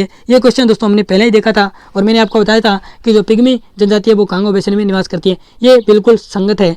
याकूत बिल्कुल दोस्तों उत्तरी साइबेरिया की जनजाति है। यहाँ पे यागुआ व जुआरो यानी जीवारो ये अतिशीत क्षेत्र यानी टुंड्रा व टेगा प्रदेशों में निवास करती है। ये दोस्तों असंगत है। दोस्तों याद रखिएगा जो यागुआ या जीवारो जो जनजातियां हैं ये अमेजन बेसिन में निवास करती है। कौन से बेसिन में निवास करती है? अमेजन बेसिन में। और यहाँ पे लिखा गया है कि अति शीत क्षेत्र में, यानी ये असंगत है। सी नंबर ऑप्शन हमारा राइट हो जाएगा। डी नंबर ऑप्शन भी देख लेते हैं। जो पपुआन है दोस्तों, जो पपुआन जो जनजाति है वो न्यूगिनी में निवास करती है। ठीक दोस्तों, यानी ये जो ए बी डी तीनों ही कथन क्या संगत है, जबकि असंगत कौन सा है? सी नंबर ऑप्शन, क्योंकि यांगवा और जी वारो जनजातियां हैं वो अमेजन बेसिन में निवास करती है, न कि अति शीत क्षेत्र या टुंड्रा टेगा प्रदेशों में। अगला क्वेश्चन दोस्तों देखिएगा 71वां, शीतोष्ण कटिबंधीय घास के मैदान का विस्तार है 5 डिग्री से 30 डिग्री अक्षांशों के मध्य, 60 डिग्री से 80 डिग्री, 30 डिग्री से 45 डिग्री या 55 डिग्री से 90 डिग्री। तो दोस्तों याद रखिएगा, जो शीतोष्ण कटिबंधीय घास के मैदान है उनका जो विस्तार है वो 30 डिग्री से लेकर 45 डिग्री अक्षांशों के मध्य है, जबकि दोस्तों जो उष्णकटिबंधीय घास के मैदान आते हैं उनका विस्तार 5 डिग्री से लेकर 30 डिग्री अक्षांशों के मध्य है। ये कौन से घास के मैदान? उष्णकटिबंधीय घास के मैदान। जबकि जो शीतोष्ण कटिबंधीय घास के मैदान है उनका जो विस्तार है वो 30 डिग्री से लेकर 45 डिग्री अक्षांशों के मध्य है। अगला क्वेश्चन, यह क्वेश्चन भी इंपॉर्टेंट है दोस्तों कि घास के मैदानों को सूडान में क्या कहा जाता है? दोस्तों याद रखिएगा, जो घास के मैदान है उनको सूडान में सवाना के नाम से जाना जाता है। डी नंबर ऑप्शन राइट हो जाएगा। और सवाना दोस्तों किस प्रकार का घास है? उष्णकटिबंधीय घास का प्रकार है। ठीक है दोस्तों, अगला क्वेश्चन कि निम्न में से गलत युग्म है, यानी गलत युग्म देखना है। मिश्रित कृषि, मिश्रित कृषि दोस्तों यहाँ पे लिखा गया है कि कृषि व पशुपालन साथ साथ होता है। बिल्कुल दोस्तों, यह कथन हमारा गलत नहीं है, सही है कि मिश्रित कृषि है उसमें पशुपालन व कृषि साथ साथ होती है। जीवन निर्वाह कृषि अत्यधिक मानवीय श्रम, बिल्कुल दोस्तों, जो जीवन निर्वाह कृषि होती है उसमें अत्यधिक मानवीय श्रम करना पड़ता है। विस्तृत वाणिज्य अनाज कृषि में मुख्य फसल चावल, ये दोस्तों कथन गलत है, क्योंकि दोस्तों जो विस्तृत वाणिज्य अनाज कृषि होती है उसकी मुख्य फसल चावल नहीं होती बल्कि गेहूं होती है। सी नंबर ऑप्शन हमारा राइट हो जाएगा। अगला क्वेश्चन दोस्तों देखिएगा, ये क्वेश्चन भी इंपॉर्टेंट है कि आग्नेय चट्टानों में कौन सा खनिज पाया जाता है? सोना, हीरा, रॉक फास्फेट या फिर पोटास। तो दोस्तों आग्नेय चट्टानों में जो खनिज पाया जाता है वो सोना, ए नंबर ऑप्शन हमारा राइट हो जाएगा। अगला क्वेश्चन दोस्तों देखिएगा, यहाँ पे दोस्तों एक बात और मैं आपको बता देता हूँ, हीरा, हीरा दोस्तों आपको देखने को मिलेगा कांद्रित चट्टानों में, जबकि दोस्तों रॉक फास्फेट और पोटास दोनों ही आपको अवसादी चट्टानों में देखने को मिलते हैं, जबकि सोना आग्नेय चट्टानों में। ए नंबर ऑप्शन हमारा राइट हो जाएगा, क्योंकि यहाँ पे पूछा गया था कि आग्नेय चट्टानों में कौन सा खनिज मिलता है, तो सोना मिलता है। अगला क्वेश्चन कि व्यापारिक स्तर पर लकड़ी काटने का व्यवसाय कौन से क्षेत्रों में होता है? तो दोस्तों याद रखिएगा, जो व्यापारिक स्तर पर लकड़ी काटने का व्यवसाय है वो आपके कोणधारी वन क्षेत्रों में होता है। बी नंबर ऑप्शन इसका राइट हो जाएगा। अगला क्वेश्चन 76 नंबर क्वेश्चन कि निम्न में से कौन सी कृषि प्रकार का विकास यूरोप औपनिवेशिक समूह द्वारा किया गया? यानी दोस्तों जो यूरोपियन जो लोग थे, चाहे वो फ्रांसीसी हो, चाहे वो ब्रिटेन वासी हो, चाहे फिर वो आपके डच हो, चाहे फिर वो पुर्तगाली हो, ठीक है दोस्तों, इन सभी ने कौन सी कृषि को प्रोत्साहन दिया? तो दोस्तों ये सारे लोग आप सभी जानते हैं, उन्होंने विश्व के अलग अलग भागों में जाकर अपने उपनिवेश स्थापित किए। और दोस्तों यहाँ पे उन्होंने उपनिवेश स्थापित करके यहाँ पे कौन सी कृषि की स्टार्ट की करना? बागाती कृषि, या फिर हम कह सकते हैं रोपण कृषि। तो दोस्तों यूरोप जो उपनिवेशिक समूह द्वारा जो किस कृषि के प्रकार का विकास किया गया था? तो बागाती या फिर रोपण कृषि। सी नंबर ऑप्शन इसका राइट हो जाएगा। अगला क्वेश्चन कि निम्न में से कौन सा खनिज रासायनिक खनिज के अंतर्गत आता है? तो दोस्तों सीधा सीधा याद रखिएगा, जो आपका अभ्रक खनिज है वो रासायनिक खनिज के अंतर्गत आता है। ठीक है दोस्तों, अगला क्वेश्चन कि कौन सा कथन कुटीर उद्योग से संबंधित नहीं है? दोस्तों कुटीर उद्योग स्थानीय कच्चा माल, बिल्कुल दोस्तों कुटीर उद्योग है उसमें दोस्तों परिवार के सदस्य क्या हैं जो स्थानीय कच्चा माल होता है उसका इस्तेमाल करते हैं, यही मतलब उद्योग से कुटीर उद्योग से संबंधित है। यहाँ पे अधिक पूंजी, दोस्तों अधिक पूंजी वाला दोस्तों वृहद उद्योगों से संबंधित है, यानी बी नंबर ऑप्शन हमारा राइट हो जाएगा। इसके अलावा दोस्तों जो कुटीर उद्योगों से संबंधित नहीं है वो हमारा बी हो जाएगा। और इसके अलावा दोस्तों जो स्थानीय कच्चा माल, उत्पादन की कम मात्रा, परिवार के सदस्यों द्वारा श्रम, ये सारे क्या हैं? कुटीर उद्योगों से संबंधित है, जबकि अधिक पूंजी है वो आपके वृहद उद्योगों से संबंधित है, इसलिए हमारा बी नंबर ऑप्शन राइट हो जाएगा। अगला क्वेश्चन दोस्तों देखिएगा, यहाँ पे क्वेश्चन को ध्यान से पढ़िएगा, इंपॉर्टेंट क्वेश्चन है कि कच्चे रेशम के उत्पादन में विश्व में प्रथम स्थान पर रहने वाला देश? चीन, भारत, जापान, ब्रिटेन। तो दोस्तों कच्चे रेशम के उत्पादन की बात करें तो कच्चे रेशम का सबसे ज़्यादा उत्पादन करता है वो जापान करता है और इसका विश्व में प्रथम स्थान है। ठीक दोस्तों, अगला क्वेश्चन दोस्तों देखिएगा कि निम्नलिखित में से जो भार आरास मूलक उद्योग नहीं है, यानी दोस्तों ऐसा उद्योग जिसमें अगर हम कच्चा माल जितना ले जाते हैं उतना ही क्या है हम सामान बनाते हैं। तो दोस्तों ऐसा उद्योग है सूती वस्त्र उद्योग। यानी सूती वस्त्र उद्योग में दोस्तों आपका कच्चा माल कपास चाहिए हमें, यानी हम 1 टन अगर कपास ले जाते हैं तो उससे 1 टन ही क्या है हम सूती वस्त्र बना सकते हैं। तो डी नंबर ऑप्शन हमारा राइट हो जाएगा। लेकिन लोहा इस्पात उद्योग है उसमें दोस्तों, या फिर चीनी उद्योग है उसमें, सीमेंट उद्योग है उसमें दोस्तों, यानी बहुत सारे यानी 10-15 टन से 1 टन ही क्या है लोहा इस्पात तैयार होता है। इसी प्रकार दोस्तों चीनी उद्योग में जो गन्ना है उसकी के अंदर जो सुक्रोज की मात्रा है वो कम हो जाती है, यानी उसमें भी भार ह्रास मूलक है। सीमेंट उद्योग में दोस्तों जो चूना पत्थर है, इसके अलावा जो आपका जो एक और खनिज आता है मुझे याद नहीं आ रहा है, उसको मिला के क्या है सीमेंट 1 टन सीमेंट बनाई जाती है 5-7 टन से, ठीक है दोस्तों। लेकिन सूती वस्त्र में 1 टन सूती वस्त्र यानी कपास से 1 टन सूती वस्त्र बनाए जा सकते हैं। डी नंबर ऑप्शन हमारा राइट हो जाएगा। आई होप दोस्तों ये आप समझ चुके हैं कि भार ह्रास मूलक का मतलब क्या होता है, ठीक है दोस्तों। अगला क्वेश्चन कि आधुनिक वस्त्र निर्माण का जन्म किस देश में हुआ। तो दोस्तों आधुनिक वस्त्र निर्माण का जन्म है वो ब्रिटेन देश में हुआ था। बी नंबर ऑप्शन राइट हो जाएगा। अगला क्वेश्चन दोस्तों देखिएगा कि जापान का मुरोरान लोहा अयस्क क्षेत्र किस द्वीप में स्थित है। बहुत ही महत्वपूर्ण दोस्तों इंपॉर्टेंट है ये क्वेश्चन। और दोस्तों जापान में 4 प्रमुख द्वीप हैं। एक है क्यूशू द्वीप, एक है होकेंडो द्वीप, एक है होन्शु द्वीप, एक है शिकोकू द्वीप। और दोस्तों इन चारों द्वीपों में से जो सबसे बड़ा द्वीप है वो आपका कौन सा है, सबसे बड़ा होन्शु द्वीप, ये सबसे बड़ा है। और इन चारों में से सबसे छोटा कौन सा है, ये छोटा है। कौन सा द्वीप, शिकोकू। और दोस्तों जो मुरोरान क्षेत्र है आपका ये पड़ता है आपके होकेंडो द्वीप में। बी नंबर ऑप्शन राइट हो जाएगा, ठीक है दोस्तों। यानी बी नंबर ऑप्शन हमारा राइट हो जाएगा। यानी जो जापान का जो मुरोरान क्षेत्र है वो आपके किस क्षेत्र में पड़ता है, वो आपके होकेंडो द्वीप क्षेत्र में पड़ता है। अगला क्वेश्चन दोस्तों देखिएगा, ये क्वेश्चन भी इंपॉर्टेंट है। यानी आपको कुछ प्रमुख जो लोहा इस्पात केंद्र के नाम दिए गए हैं, यानी नाम दिए गए हैं डुइसबर्ग, डोर्टमुंड, डुससेल्डोर्फ व एशियन। किस देश के प्रमुख इस्पात केंद्र हैं, ब्रिटेन के, कनाडा के, जर्मनी के, यूक्रेन के। तो दोस्तों जो डुइसबर्ग, डोर्टमुंड, डुससेल्डोर्फ या एशियन ये सारे जर्मनी देश के प्रमुख इस्पात केंद्र हैं। सी नंबर ऑप्शन इसका राइट हो जाएगा। अगला क्वेश्चन दोस्तों देखिएगा, यहाँ पे पूछा गया है कि निम्न में से किस उद्योग के लिए जलवायु एक महत्वपूर्ण स्थायीकरण का कारक है। दोस्तों जलवायु जो एक महत्वपूर्ण स्थायीकरण किस उद्योग के लिए है, सिनेमा उद्योग के लिए। क्योंकि दोस्तों सिनेमा उद्योग है उसमें सूर्य का प्रकाश अधिक चाहिए और स्वच्छ आकाश चाहिए, इसका मतलब ये जलवायु से संबंधित है। डी नंबर ऑप्शन हमारा राइट हो जाएगा। और सिनेमा उद्योग के लिए दोस्तों विश्व प्रसिद्ध जो कोई शहर है वो आपका लॉस एंजल्स यानी यूएसए में जो लॉस एंजल्स शहर है वो विश्व में सिनेमा उद्योग के लिए प्रसिद्ध है। भारत में अगर हम बात करें सिनेमा उद्योग के लिए वो मुंबई नगर है, ठीक है दोस्तों। अगला क्वेश्चन कि निम्नलिखित में से कौन सा शक्ति का संसाधन उद्योगों के विकेंद्रीकरण में सहायक है। सहायक नहीं है, विकेंद्रीकरण में सहायक नहीं है। यानी दोस्तों विकेंद्रीकरण का मतलब उद्योगों को दूर दूर स्थापित करने में सहायक नहीं है। यानी दोस्तों कोयला, क्योंकि दोस्तों कोयला कच्चा माल है और कोयला क्या है, केंद्रीकरण में सहायक है, केंद्रीकरण में सहायक है। याद रखिएगा जल विद्युत, पेट्रोलियम, प्राकृतिक गैस ये तीनों क्या विकेंद्रीकरण में सहायक है।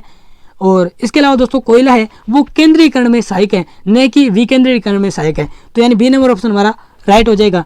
बी नंबर को जो ऑप्शन है वो राइट हो जाएगा। अगला क्वेश्चन दोस्तों, ये क्वेश्चन भी इंपॉर्टेंट है कि अमेरिका के किस नगर को अमेरिका का रेशम नगर कहा जाता है। तो दोस्तों याद रखिएगा जो अमेरिका का रेशम नगर है वो आपके पेटरसन नगर को कहा जाता है। ए नंबर ऑप्शन हमारा राइट हो जाएगा। और दोस्तों पिट्सबर्ग है वो अमेरिका का प्रमुख लोहा इस्पात जो क्षेत्र है। और पिट्सबर्ग को दोस्तों जो पिट्सबर्ग है उसको जंग का कटोरा कहा जाता है।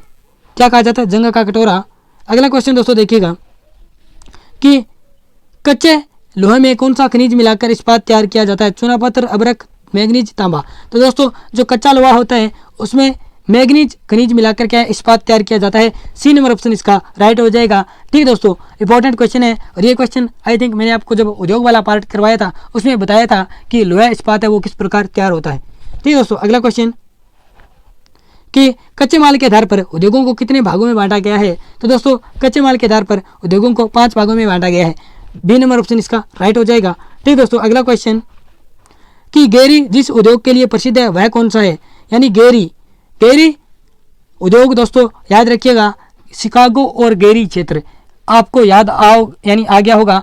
मैंने आपको जब अमेरिका के जो प्रमुख लोहा इस्पात क्षेत्र करवाए थे उसमें आपको बताया था कि जो शिकागो गेरी क्षेत्र है वो अमेरिका का प्रमुख लोहा इस्पात क्षेत्र है। तो इसका मतलब जो गेरी क्षेत्र हमारा यूएसए में पड़ता है और ये प्रमुख लोहा और इस्पात से संबंधित है। ठीक दोस्तों डी नंबर ऑप्शन राइट हो जाएगा। अगला क्वेश्चन कि निम्नलिखित में से स्वच्छंद उद्योग है, तो स्वच्छंद उद्योग है दोस्तों हमारा इलेक्ट्रॉनिक उद्योग। ए नंबर ऑप्शन हमारा राइट हो जाएगा। दोस्तों रट्टा मार लीजिएगा। स्वच्छंद उद्योग का मतलब दोस्तों जिस उद्योग में कच्चे माल का उपयोग कम करना पड़ता है, यानी दोस्तों यानी अलग जो दूसरे उद्योग हैं उसके कल पुर्जों को मिलाकर ही क्या है हम कोई वस्तु तैयार कर लेते हैं। इसी प्रकार दोस्तों इलेक्ट्रॉनिक उद्योग में होता है, यानी दूसरे जो कल पुर्जे होते हैं उनको क्या है एकत्रित करके इलेक्ट्रॉनिक उद्योग है वो चलता रहता है। इसमें ज़्यादा कच्चे माल की जरूरत नहीं पड़ती है, यानी वो कहलाता है हमारा स्वच्छंद उद्योग। तो स्वच्छंद उद्योग कौन सा है? इलेक्ट्रॉनिक उद्योग। अगला क्वेश्चन दोस्तों देखिएगा, ये त्रिप्रणाली किस नहर पर बनाई गई है? स्वेज नहर, पनामा नहर, सू नहर, राइन नहर। तो दोस्तों सू नहर है वो आप याद रखिएगा, ये सुपीरियर और ह्यूरोन झील को जोड़ती है, यानी सुपीरियर और ह्यूरोन झील के मध्य सू नहर का निर्माण किया गया है, याद रखिएगा। इसके अलावा दोस्तों त्रिप्रणाली किस नहर पर बनाई गई है? तो दोस्तों ये पनामा नहर पर बनाई गई है, यानी दोस्तों जो पनामा नहर है उसमें दोस्तों कुछ लिफ्ट नहरें जो लोक्स प्रणाली बनाई गई है, लिफ्ट लोक्स प्रणाली बनाई गई है, और वो 3 प्रणाली है, इसी कारण इसको त्रिप्रणाली के नाम से जाना जाता है। और इसका त्रिप्रणाली का संबंध किस नहर से है? पनामा नहर से। और दोस्तों 3 प्रणाली कौन कौन सी है? यानी 3 लोक्स बनाए गए हैं, लोक्स बनाए गए हैं, उनके नाम भी याद रखिएगा। पहला है घाटुम लोक, दूसरा आपका पिडरी मिकिट लोक, यानी पिडरी मिकिट लोक, और तीसरा हमारा मीरा फ्लार्स लोक, सॉरी दोस्तों, यानी तीसरा हमारा कौन सा है? मीरा फ्लार्स लोक, और दूसरा पेड्रोमिटिक लोक, और पहला घाटुम लोक। ठीक दोस्तों 3 लोक बनाए गए हैं और इन तीनों को सम्मिलित रूप से त्रिप्रणाली कहते हैं, और ये तीनों लोक किस नहर पे हैं? पनामा नहर पे। ठीक दोस्तों अगला क्वेश्चन कि संसार में वायु मार्ग के कितने प्रकार हैं? 5, 8, 6 या फिर 10। दोस्तों मैंने जब आपको ये वायु परिवहन करवाया था उसमें आपको बताया था कि संसार में वायु मार्ग के कितने प्रकार हैं? 6 प्रकार है। उस वीडियो में भी आप जाके देख सकते हैं। अब दोस्तों वीडियो देखने का कोई मतलब नहीं है, क्योंकि दोस्तों एग्जाम के दिन बहुत ही कम रह गए हैं। ठीक दोस्तों आज तारीख कितनी है? 27, यानी 3-4 दिन, यानी 2-3 दिन रहे हैं। अगला क्वेश्चन दोस्तों देखिएगा कि ट्रांस साइबेरियन रेल मार्ग पर स्थित एक महत्वपूर्ण कृषि क्षेत्र कौन सा है? वेरी इंपॉर्टेंट क्वेश्चन है दोस्तों, रट्टा मार लीजिएगा। ट्रांस साइबेरियन रेल मार्ग पर स्थित एक प्रमुख कृषि क्षेत्र कौन सा है? तो दोस्तों वो क्षेत्र है चिता। ठीक है दोस्तों, यानी ट्रांस साइबेरियन रेल मार्ग पर स्थित एक महत्वपूर्ण कृषि क्षेत्र कौन सा है? चिता। ठीक दोस्तों याद रखिएगा। और दोस्तों बहुत देर से मैं आपको पढ़ा रहा हूँ, गला दोस्तों सूख रहा है, कोई बात नहीं पढ़ाता जाऊंगा। ठीक दोस्तों अगला क्वेश्चन दोस्तों देखिएगा कि कनेडियन पैसिफिक रेल मार्ग की कुल लंबाई कितनी है? दोस्तों कनेडियन पैसिफिक रेल मार्ग यानी कनाडा से इसे संबंधित है, और दोस्तों इसकी जो कुल लंबाई है वो आपकी 7050 मीटर है, 50 किलोमीटर है, सॉरी मीटर क्या 7050 kilometre. C number option right हो जाएगा। अगला क्वेश्चन दोस्तों देखिएगा कि संचार के सार्वजनिक साधनों में शामिल नहीं है, यानी दोस्तों सार्वजनिक साधनों में शामिल नहीं है। रेडियो दोस्तों बिल्कुल है, हम सभी सुनते हैं। टेलीविजन बिल्कुल हम सभी देखते हैं, इसका मतलब ये सार्वजनिक है। जीपीएस ये भी दोस्तों यानी लोकेशन का इस्तेमाल हम सभी करते हैं, लेकिन दोस्तों इंटरनेट का इस्तेमाल हम सभी करते हैं, लेकिन दोस्तों ये एक व्यक्तिगत है, यानी हम रिचार्ज करवा के ही क्या है इंटरनेट का इस्तेमाल कर सकते हैं, और हमारे इंटरनेट का इस्तेमाल हम भी कर सकते हैं, हमारी मर्जी के अलावा कोई नहीं कर सकता। लेकिन दोस्तों रेडियो टेलीविज़न जीपीएस हम सभी कर सकते हैं बिना किसी मर्जी के। यानी दोस्तों याद रखिएगा जो इंटरनेट है वो व्यक्तिगत साधनों के अंतर्गत आता है, यानी संचार के व्यक्तिगत साधनों के अंतर्गत आता है, जबकि रेडियो टेलीविजन जीपीएस और जीआईएस ये सारे किसके अंतर्गत आते हैं? सार्वजनिक साधनों के अंतर्गत आते हैं संचार के। ठीक दोस्तों, और यहाँ पे दोस्तों नोट लगा के बहुत ही महत्वपूर्ण बातें लिखी गई है। ये दोस्तों देखिएगा जो आपका ट्रांस साइबेरियन रेल मार्ग है वो दोस्तों जो आपकी आरबीएससी वाली बुक है उसमें दोस्तों इसकी लंबाई दी गई है 9560 किलोमीटर, लेकिन दोस्तों एनसीईआरटी के अनुसार दी गई है लंबाई 9322 किलोमीटर। तो दोस्तों आप दोनों ही जो लंबाइयाँ दी गई है वो रट्टा मार लीजिएगा, क्योंकि ऑप्शन में आपको क्वेश्चन में अगर ये क्वेश्चन आता है, यानी आपके एग्जाम में अगर आपका ये क्वेश्चन आता है तो दोस्तों आपको दोनों ही लंबाइयाँ याद रखनी है। वैसे दोस्तों कहा जाता है कि एनसीईआरटी का जो लंबाई है वो ही क्या ऑथेंटिक मानी जाती है। ठीक है दोस्तों, तो आप दोनों ही लंबाइयाँ हैं याद रखिएगा। अगला क्वेश्चन दोस्तों देखिएगा कि जो पैन अमेरिकन महामार्ग है ये दोस्तों विश्व का सबसे बड़ा महामार्ग है, यानी महामार्ग का मतलब ये सड़क मार्ग है, और ये दोस्तों विश्व का सबसे बड़ा महामार्ग है। और दोस्तों ये कहाँ से कहाँ तक जाता है? तो दोस्तों याद रखिएगा ये अलास्का से स्टार्ट होता है, इसका मतलब A number option D number option cut गया क्योंकि यहाँ पे कनाडा दिया गया है। इसका मतलब या बी होगा या सी होगा। तो दोस्तों अलास्का से ये ब्राज़ील तक जाता है। सी नंबर ऑप्शन राइट हो जाएगा। ठीक है दोस्तों, अगला क्वेश्चन दोस्तों देखिएगा कि ओरिएंट एक्सप्रेस रेल मार्ग किस नगर से प्रारंभ होकर कौन से नगर तक पहुंचता है। वेरी वेरी इंपॉर्टेंट क्वेश्चन है दोस्तों। जो आपका ओरिएंट एक्सप्रेस रेल मार्ग है दोस्तों, सीधा याद रख लीजिएगा, जो फ्रांस की राजधानी पेरिस से ये स्टार्ट होता है और ये इस्तांबुल तुर्की तक जाता है। डी नंबर ऑप्शन राइट हो जाएगा। रट्टा मार लीजिएगा दोस्तों, एग्जाम की दृष्टि से ये इंपॉर्टेंट है। अगला क्वेश्चन दोस्तों देखिएगा कि निम्न में से सर्वाधिक व्यस्त संचालीय नदी कौन सी है। तो दोस्तों जो निम्न में से सर्वाधिक संचालीय यानी जो आंतरिक व्यस्त जलमार्ग वाली नदी है वो आपकी राइन नदी है। राइन नदी को दोस्तों कोल रिवर भी कहा जाता है, यानी कोयला नदी भी कहा जाता है, याद रखिएगा। और ये दोस्तों सर्वाधिक व्यस्ततम नदी है। ठीक है दोस्तों, और राइन नदी पे दोस्तों इसका जो आपका दो सिरों पर यानी जो राइन नदी है उसके सिरों पर यह दो प्रमुख बंदरगाह स्थित हैं। उनका नाम याद रखिएगा। एक तो बेसल है, जो बेसल बंदरगाह आपका स्विट्जरलैंड में है बेसल बंदरगाह, और एक रोटरडम ये दोस्तों आपका कौन से देश में है, नीदरलैंड में। ठीक है दोस्तों, अगला क्वेश्चन दोस्तों देखिएगा कि तापी परियोजना के अंतर्गत प्रस्तावित पाइपलाइन की कुल लंबाई कितनी है। दोस्तों जो आपकी तापी परियोजना है वो 4 देशों की संयुक्त परियोजना है और ये दोस्तों पाइपलाइन से संबंधित है। और दोस्तों कौन कौन से देशों की संयुक्त परियोजना है। तापी, इसके नाम में ही दोस्तों आपको पता चल जाएगा। तापी यानी तापी, टेस यानी टी से तुर्कमेनिस्तान, ए से अफगानिस्तान, पी से पाकिस्तान और आई से इंडिया, यानी ये तुर्कमेनिस्तान, अफगानिस्तान, पाकिस्तान और भारत 4 देशों की संयुक्त परियोजना है। और इसके अंतर्गत दोस्तों जो प्रस्तावित पाइपलाइन है उसकी लंबाई है वो आपकी कितनी किलोमीटर होगी, 1814 किलोमीटर। सी नंबर ऑप्शन इसका राइट हो जाएगा। अगला क्वेश्चन दोस्तों देखिएगा, यहाँ पे क्वेश्चन दोस्तों कि तापी परियोजना से संबंधित क्षेत्र है तुर्कमेनिस्तान, भारत ये भी है दोस्तों, अफगानिस्तान, पाकिस्तान ये भी है, भारत अफगानिस्तान ये भी है। लेकिन दोस्तों डी नंबर ऑप्शन देखिएगा, यहाँ पे अफगानिस्तान, पाकिस्तान और भारत, और यहाँ पे दोस्तों तुर्कमेनिस्तान भी कर लीजिएगा चौथे ऑप्शन में। जिसका मतलब हमारा डी नंबर ऑप्शन राइट हो जाएगा, क्योंकि दोस्तों इस ऑप्शन में आप यहाँ पे अफगानिस्तान, पाकिस्तान और भारत के साथ तुर्कमेनिस्तान भी यहाँ पे लिखा हुआ आना चाहिए था। दोस्तों मैंने लिखा नहीं क्योंकि मैं भूल गया था। इसका मतलब डी नंबर ऑप्शन हमारा राइट हो जाएगा। तापी परियोजना से ये चारों ही क्षेत्र के हैं। डी नंबर ऑप्शन हमारा राइट हो जाएगा। अगला क्वेश्चन दोस्तों देखिएगा, ये क्वेश्चन भी इंपॉर्टेंट है दोस्तों। उत्तरी अंतर्महाद्वीपीय रेल मार्ग, उत्तरी अंतर्महाद्वीपीय रेल मार्ग किसका, अमेरिका का, किन 2 नगरों को जोड़ता है। दोस्तों जो अमेरिका महाद्वीप है, सॉरी आपका यूएसए जो देश है, यानी यूएसए जो देश है, यूनाइटेड जो स्टेट्स ऑफ अमेरिका है दोस्तों, वो आपका जो देश है उसमें 3 अंतर्महाद्वीपीय रेल मार्ग हैं। जो उत्तर में है उसको उत्तर अंतर्महाद्वीपीय रेल मार्ग कहते हैं। और ये दोस्तों जो उत्तर अंतर्महाद्वीपीय रेल मार्ग है वो न्यूयॉर्क को सिएटल से जोड़ता है। जो दोस्तों मध्य में पड़ता है उसको मध्य अंतर्महाद्वीपीय रेल मार्ग कहा जाता है। और ये दोस्तों न्यूयॉर्क से स्टार्ट होके ये कहाँ तक जाता है, सैन फ्रांसिस्को से, यानी दोस्तों सैन फ्रांसिस्को तक जाता है। यानी जो मध्य अंतर्महाद्वीपीय रेल मार्ग है यूएसए का, वो दोस्तों न्यूयॉर्क को सैन फ्रांसिस्को जोड़ता है। और जो दोस्तों जो यूएसए के दक्षिण में जो अंतर्महाद्वीपीय रेल मार्ग है उसको बोलते हैं दक्षिण अंतर्महाद्वीपीय रेल मार्ग। और दोस्तों ये जोड़ता है लॉस एंजल्स को न्यूयॉर्क से। ठीक है दोस्तों, दक्षिण जो अंतर्महाद्वीपीय रेल मार्ग है वो लॉस एंजल्स को न्यूयॉर्क से जोड़ता है। यानी दोस्तों एक बार फिर से रिपीट करूँगा, एग्जाम की दृष्टि से इंपॉर्टेंट है। यानी दोस्तों जो आपका अमेरिका देश है, यूएसए देश है, उसमें 3 अंतर्महाद्वीपीय रेल मार्ग हैं।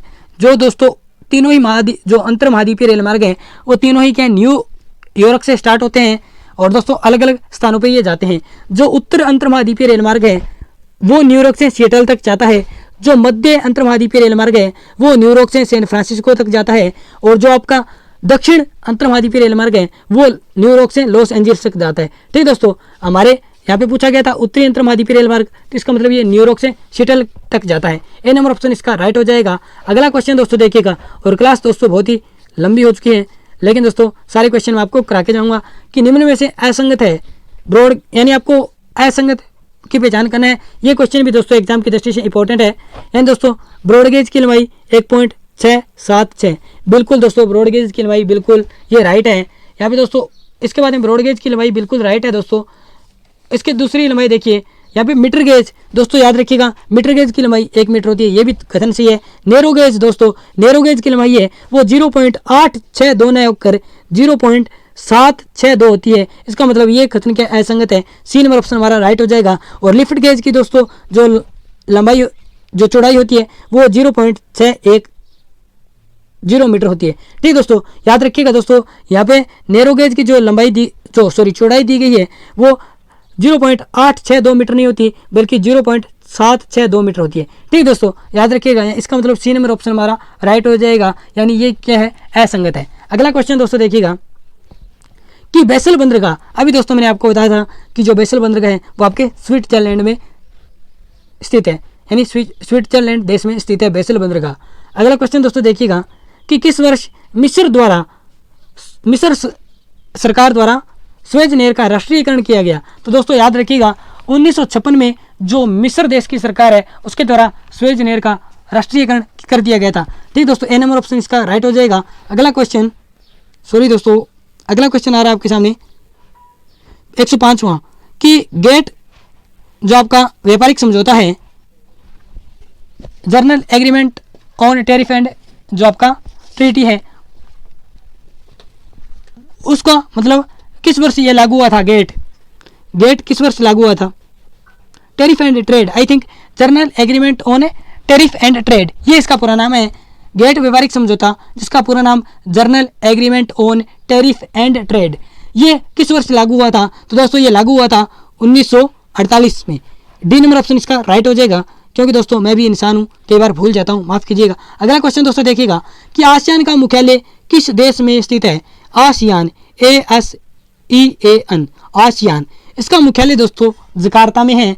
और जकार्ता दोस्तों किस देश की राजधानी है, इंडोनेशिया की। इसका मतलब आसियान का मुख्यालय है वो आपके इंडोनेशिया में है। और आसियान का पूरा नाम है association of south east Asian nation. ठीक दोस्तों, अगला क्वेश्चन दोस्तों देखिएगा, ये क्वेश्चन भी इंपॉर्टेंट है, यानी एकल मुद्रा के साथ एकल बाजार निम्नलिखित में से किस प्रादेशिक समूह का एक उद्देश्य है। यानी एकल मुद्रा, यानी दोस्तों एक ऐसा समूह है जिसमें जो सम्मिलित देश हैं उनकी मुद्रा एक ही है, और वो मुद्रा है दोस्तों यूरो। इसका मतलब आप समझ गए होंगे, ये यूरो मुद्रा किसकी है, यूरोपियन यूनियन की। तो दोस्तों याद रखिएगा, जो एकल मुद्रा के साथ एकल बाजार, ये किस प्रादेशिक समूह की विशेषता है या उद्देश्य है, तो यूरोपियन यूनियन की। यहाँ पर दोस्तों साप्टा लिखा गया है। तो दोस्तों याद रखिएगा, जो साप्टा है उसकी स्थापना 2004 में हुई थी, और नाफ्टा है उसकी स्थापना 1994 में हुई थी। ठीक दोस्तों, SAFTA SAFTA, South Asian Free Trade Organisation, South Asian Free Trade Association. ठीक दोस्तों, इसी प्रकार नाफ्टा का हो जाएगा, नाफ्टा का दोस्तों देखिएगा, NAFTA North American Free Trade Association. ठीक दोस्तों, इसी प्रकार South Asian Free Trade Organisation. ठीक दोस्तों, अगला क्वेश्चन दोस्तों देखिएगा कि विश्व का सबसे बड़ा स्थलरुद्ध पतन कौन सा है। वेरी वेरी इंपॉर्टेंट क्वेश्चन है दोस्तों, और रट्टा मार लीजिएगा। विश्व का सबसे बड़ा जो स्थलरुद्ध पतन है वो आपका सैन फ्रांसिस्को है, जो कि किस देश में, USA में। ठीक दोस्तों, अगला क्वेश्चन कि Latin American integration association LAIA का मुख्यालय किस देश में है। उरुग्वे में, प्रागवे में, ब्राजील में, अर्जेंटीना में। दोस्तों जो आपका लैटिन अमेरिकन इंटीग्रेशन एसोसिएशन है इसका मुख्यालय उरुग्वे देश में है। और दोस्तों उरुग्वे देश में एक नगर पड़ता है, उसका नाम है मोंटेवीडियो। तो दोस्तों याद रखिएगा, जो लैटिन अमेरिकन इंटीग्रेशन है एसोसिएशन है उसका मुख्यालय है वो मोंटेवीडियो शहर में स्थित है, और ये मोंटेवीडियो जो शहर है वो आपका उरुग्वे देश में स्थित है। ठीक दोस्तों, अगला क्वेश्चन कि अंतर्राष्ट्रीय व्यापार के महत्वपूर्ण पक्ष में शामिल है। तो दोस्तों याद रखिएगा, जो अंतर्राष्ट्रीय व्यापार के महत्वपूर्ण पक्ष में शामिल है, तो दोस्तों याद रखिएगा व्यापार का परिणाम, क्योंकि दोस्तों जनसंख्या कारक, विदेशी निवेश, परिवहन, ये सारे क्या अंतर्राष्ट्रीय जो व्यापार है उसके आधार है। लेकिन जो अंतर्राष्ट्रीय व्यापार का पक्ष कौन है वो व्यापार का परिणाम। ठीक दोस्तों, अगला क्वेश्चन कि विश्व व्यापार संगठन की स्थापना हुई थी 94 में, 1900 में, 1995 में, 1996 में, 1948 में। तो दोस्तों जो WTO है, वर्ल्ड ट्रेड ऑर्गेनाइजेशन, जिसका मुख्यालय जिनेवा स्विट्जरलैंड में है, इसके दोस्तों जो स्थापना हुई थी वो 1994 में हुई थी, जबकि इसने कार्य करना शुरुआत किया था 1 जनवरी 1995 में। ठीक है दोस्तों, दोनों फैक्ट याद रखिएगा। यहाँ पे स्थापना पूछी गई है तो स्थापना हुई थी 1994 में, कार्य करना कब प्रारंभ किया 1 जनवरी 1995 से। ठीक है दोस्तों, ये क्वेश्चन दोस्तों रट्टा मार लीजिएगा कि पोर्सलीन से क्या तात्पर्य है, चमड़े का काम, जरी या बूंटेदार कपड़े, चीनी मिट्टी के बर्तन या सूती वस्त्र। तो दोस्तों जो पोर्सेलिन है वो प्राचीन काल में जो व्यवहार होता था उसके लिए प्रसिद्ध था। और दोस्तों जो पोर्सेलिन है इसका संबंध है चीनी मिट्टी बर्तन से, यानी दोस्तों चीनी मिट्टी बर्तन जो बनाए जाते थे, चीनी मिट्टी बर्तनों को क्या कहा जाता था, पोर्सलिन। और दोस्तों जो चीनी मिट्टी बर्तन हैं वो चीन देश के प्रसिद्ध थे प्राचीन काल में। ठीक है दोस्तों, अगला क्वेश्चन। और दोस्तों यहाँ पे प्राचीन काल में जो चमड़े का काम है वो किसका प्रसिद्ध था, अफ्रीका महाद्वीप का। ठीक है दोस्तों, याद रखिएगा। अगला क्वेश्चन, इसके अलावा दोस्तों अगला क्वेश्चन दोस्तों देखिएगा कि मॉन्ट्रियल समझौता, मॉन्ट्रियल दोस्तों किस देश में स्थित है, कनाडा में। और दोस्तों ये समझौता हुआ था 1987 में। कब हुआ था, 1987 में। तो दोस्तों इस समझौते में किस पर बल दिया गया था, तो दोस्तों जो मॉन्ट्रियल समझौता जो कि 1987 में कनाडा देश में संपन्न हुआ था, इसमें दोस्तों ओजोन परत के संरक्षण पर बल दिया गया था। ए नंबर ऑप्शन हमारा राइट हो जाएगा। ठीक दोस्तों, अगला क्वेश्चन दोस्तों देखिएगा कि संयुक्त राष्ट्र हरित जलवायु कोष का गठन 18 नवंबर 2012 में किया गया।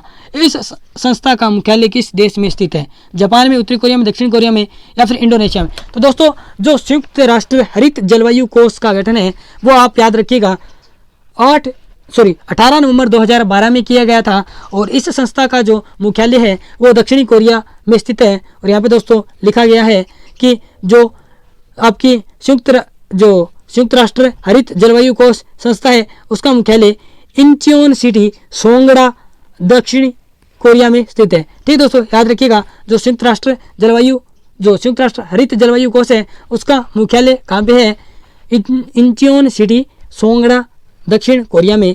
और इसकी दोस्तों स्थापना कब की गई थी 18 नवंबर 2012 में।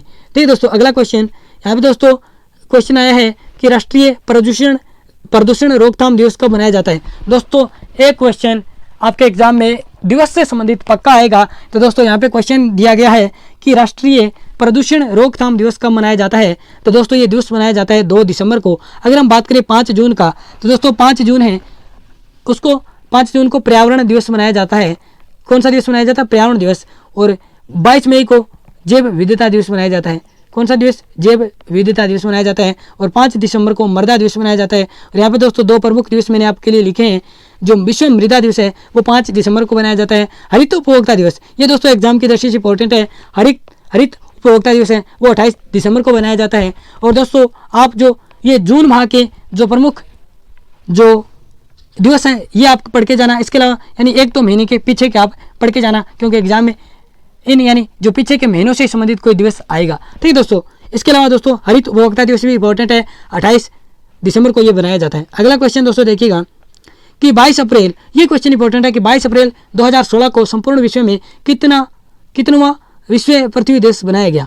तो दोस्तों याद रखिएगा जो विश्व में प्रतिवर्ष 22 अप्रैल को क्या है, विश्व पृथ्वी दिवस मनाया जाता है। और दोस्तों जो पहला विश्व पृथ्वी दिवस बनाया गया था वो 1970 में बनाया गया था। अब दोस्तों 1970 से जोड़ लीजिए 30 तो हमारे सीधे ही हो गए, और 30 के बाद में 16 जोड़ दें तो 46वां। इसका मतलब जो 2016 में जो विश्व पृथ्वी दिवस बनाया गया था 22 अप्रैल को, वो 46वां दिवस बनाया गया था। सी नंबर ऑप्शन हमारा राइट हो जाएगा। अगला क्वेश्चन दोस्तों देखिएगा कि राष्ट्रीय पर्यावरण अभियांत्रिकी शोध संस्थान नीरी स्थित है बेंगलुरु में, नागपुर में, नई दिल्ली में, हैदराबाद में। तो दोस्तों नीरी का पूरा नाम हो जाएगा national environmental engineering research institute, जो कि दोस्तों आपके नागपुर में है। और दोस्तों नागपुर में इसकी स्थापना 1958 ईस्वी में की गई थी, यानी 1958 में की गई थी, याद रखिएगा। और ये संस्थान कहाँ पे है, नीरी आपका नागपुर में। बी नंबर ऑप्शन राइट हो जाएगा। अगला क्वेश्चन दोस्तों यहाँ पे आया है कि क्योटो सम्मेलन जिसे दोस्तों क्योटो प्रोटोकॉल के नाम से भी जाना जाता है, इसको क्योटो प्रोटोकॉल के नाम से भी जाना जाता है, ये किस वर्ष आयोजित किया गया था। तो दोस्तों याद रखिएगा ये 1997 में आयोजित किया गया था। और क्योटो दोस्तों किस देश में है, जापान में। ठीक दोस्तों, जापान में है। अगला क्वेश्चन दोस्तों देखिएगा, ये जापान में आपका क्योटो, और इसे दोस्तों याद रखिएगा, एक बार फिर से बता दूं आपको, जो क्योटो सम्मेलन है उसको क्योटो प्रोटोकॉल के नाम से भी जाना जाता है। किस नाम से जाना जाता है? क्योटो प्रोटोकॉल के नाम से भी जाना जाता है। और दोस्तों जो ये सम्मेलन था, इसका मुख्य उद्देश्य था पृथ्वी को ग्लोबल वार्मिंग से बचाना, यानी जो पृथ्वी के औसत तापमान में जो कार्बन डाइऑक्साइड गैस है वो वायुमंडल के जो पृथ्वी द्वारा परावर्तित किरण है उसको रोककर पृथ्वी के औसत तापमान में वृद्धि करती है, उसको हम बोलते हैं ग्लोबल वार्मिंग। और दोस्तों जो ग्लोबल वार्मिंग को जो बढ़ाने वाली जो गैस है उसको का जो उपयोग कम करने के लिए ये सम्मेलन हुआ था 1997 में। और ये किस देश में हुआ था? जापान में। और जापान के कौन से शहर में हुआ था? क्योटो में। और क्योटो दोस्तों सम्मेलन है उसको क्योटो प्रोटोकॉल के नाम से भी जाना जाता है। अगला क्वेश्चन कि वायु प्रदूषण जन्य रोग निम्नलिखित में से कौन सा है? वायु का संबंध दोस्तों सीधा किससे है? श्वास से। और श्वास दोस्तों हम फेफड़ों से लेते हैं, इसका मतलब जो वायु प्रदूषण जन्य रोग है वो फेफड़ों का रोग है। सी नंबर ऑप्शन हमारा राइट हो जाएगा। अगला क्वेश्चन कि पत्थर व संगमरमर पर सर्वाधिक प्रतिकूल प्रभाव पड़ता है वायु प्रदूषण का पराबैंगनी किरणों का, अम्लीय वर्षा से या फिर भूमंडलीय तापन से? दोस्तों जो पत्थर और संगमरमर है उस पर सर्वाधिक प्रतिकूल प्रभाव अम्लीय वर्षा का पड़ता है। और दोस्तों इंपॉर्टेंट क्वेश्चन है एग्जाम की दृष्टि से, याद रखिएगा। यानी जो संगमरमर से निर्मित हमारा जो संगमरमर से निर्मित कौन सी जो आपकी जो साइट है वो आपकी ताजमहल है। इन ताजमहल संगमरमर से निर्मित है। और दोस्तों ताजमहल पर अम्लीय वर्षा का प्रभाव देखने को हमें मिला है। सी नंबर ऑप्शन इसका राइट हो जाएगा। अगला क्वेश्चन दोस्तों देखिएगा, ये परिभाषा दी गई है दोस्तों आपकी, ये परिभाषा दी गई है पर्यावरण की, यानी मनुष्य एक विशेष स्थान पर विशेष समय पर जिन परिस्थितियों से घिरा हुआ है इसे पर्यावरण कहा जाता है। ये पर्यावरण की परिभाषा किसने दी? तो दोस्तों ये परिभाषा किसने दी थी? सी पाई ने दी थी। किसने दी थी? सी पाई ने दी थी। सी पाई ने दी थी। अगला क्वेश्चन दोस्तों देखिएगा कि WWF यानी जो world wild fund for nature है उसका मुख्यालय कहाँ स्थित है? तो दोस्तों जो world wild fund for nature है उसका मुख्यालय आपका स्थित है ग्लाइंड में। ग्लाइंड दोस्तों कहाँ पे है? स्विट्जरलैंड में। याद रखिएगा दोस्तों इंपॉर्टेंट क्वेश्चन है, जो आपका WWF यानी world wild fund for nature का मुख्यालय ग्लाइंड स्विट्जरलैंड में स्थित है। और जो WWF है उसका जो प्रतीक है वो आपका लाल पांडा है। क्या? लाल पांडा। लाल पांडा, ठीक है दोस्तों, याद रखिएगा। अगला क्वेश्चन दोस्तों देखिएगा 123वां कि ट्रैफिक, जिसका पूरा नाम है trade record analysis of flora and fauna in commerce, का मुख्यालय कहाँ स्थित है? स्विट्जरलैंड में, फ्रांस में, इंग्लैंड में, USA में। तो दोस्तों जो ट्रैफिक है trade record analysis of flora and fauna in commerce का मुख्यालय दोस्तों इंग्लैंड के कैम्ब्रिज में स्थित है। कैम्ब्रिज में स्थित है, तो इसका मतलब ये इंग्लैंड में स्थित है। सी नंबर ऑप्शन इसका राइट हो जाएगा। ट्रैफिक का मुख्यालय कैम्ब्रिज इंग्लैंड में स्थित है। सी नंबर ऑप्शन हमारा राइट हो जाएगा। और दोस्तों आज का आ रहा है लास्ट क्वेश्चन कि नासा धुआं सम्मेलन किस वर्ष आयोजित किया गया था? तो दोस्तों नासा धुआं सम्मेलन इंडोनेशिया के बाली द्वीप पे किया गया था। और ये किस वर्ष किया गया था? 2007 में। और दोस्तों यहाँ पे कुछ बात मैं आपको बता रहा हूँ इस सम्मेलन की। जो दोस्तों सम्मेलन आपका 2007 में जो नासा धुआं सम्मेलन है वो इंडोनेशिया के बाला द्वीप पर किया गया था, बाली द्वीप पर किया गया था। और दोस्तों इसमें IPCC की चौथी रिपोर्ट क्या पेश की गई थी? और दोस्तों IPCC जो ये रिपोर्ट की गई थी इसका जो अध्यक्ष बनाया गया था वो बनाया गया था राजेंद्र पिंचोरी को। किसको बनाया गया था? भारतवंशी राजेंद्र पिंचोरी को, यानी ये भारत के थे और इनको क्या है? पंचोरी, ये नाम याद रखिएगा दोस्तों, राजेंद्र पंचोरी। इसको यानी राजेंद्र पंचोरी जी को क्या है? IPCC यानी inter government panel on climate change ये संस्था थी। और इसकी चौथी रिपोर्ट क्या पेश की गई थी? और इसकी जो चौथी रिपोर्ट पेश की गई थी उसका अध्यक्ष बनाया गया था राजेंद्र पिंचोरी को। तो दोस्तों ये थी आज की हमारी बहुत ही शानदार महत्वपूर्ण प्रश्नोत्तरी। संपूर्ण मानव भूगोल से संबंधित हमने क्वेश्चन किए और 120 प्लस हमने MCQ क्वेश्चन किए। और दोस्तों ये क्लास आपको कैसे लगी आप कमेंट बॉक्स में बताइएगा। अगर आपको अच्छी लगी है तो इसको लाइक कर दीजिएगा। और दोस्तों इसको लाइक कर दीजिएगा और अपने दोस्तों के साथ शेयर कर दीजिएगा, क्योंकि एग्ज़ाम के जो दिन हैं वो 1-2 ही रह गए हैं और ये प्रश्नोत्तरी एग्जाम की दृष्टि से बहुत ही महत्वपूर्ण है। और दोस्तों हमारे चैनल को सब्सक्राइब करना बिल्कुल ना भूलें और जल्दी से जाके सब्सक्राइब वाला बटन दबा दीजिएगा। और दोस्तों एक बार फिर से आपका बहुत बहुत धन्यवाद, क्योंकि दोस्तों आपने 1000 जो सब्सक्राइबर हैं वो हमारे कंप्लीट करवाए। और दोस्तों ऐसे ही आप प्यार बनाते रहिएगा, प्यार बनाए रखिएगा। ठीक है दोस्तों, मिलते हैं नेक्स्ट वीडियो में, तब तक के लिए बाय बाय, जय हिंद जय भारत।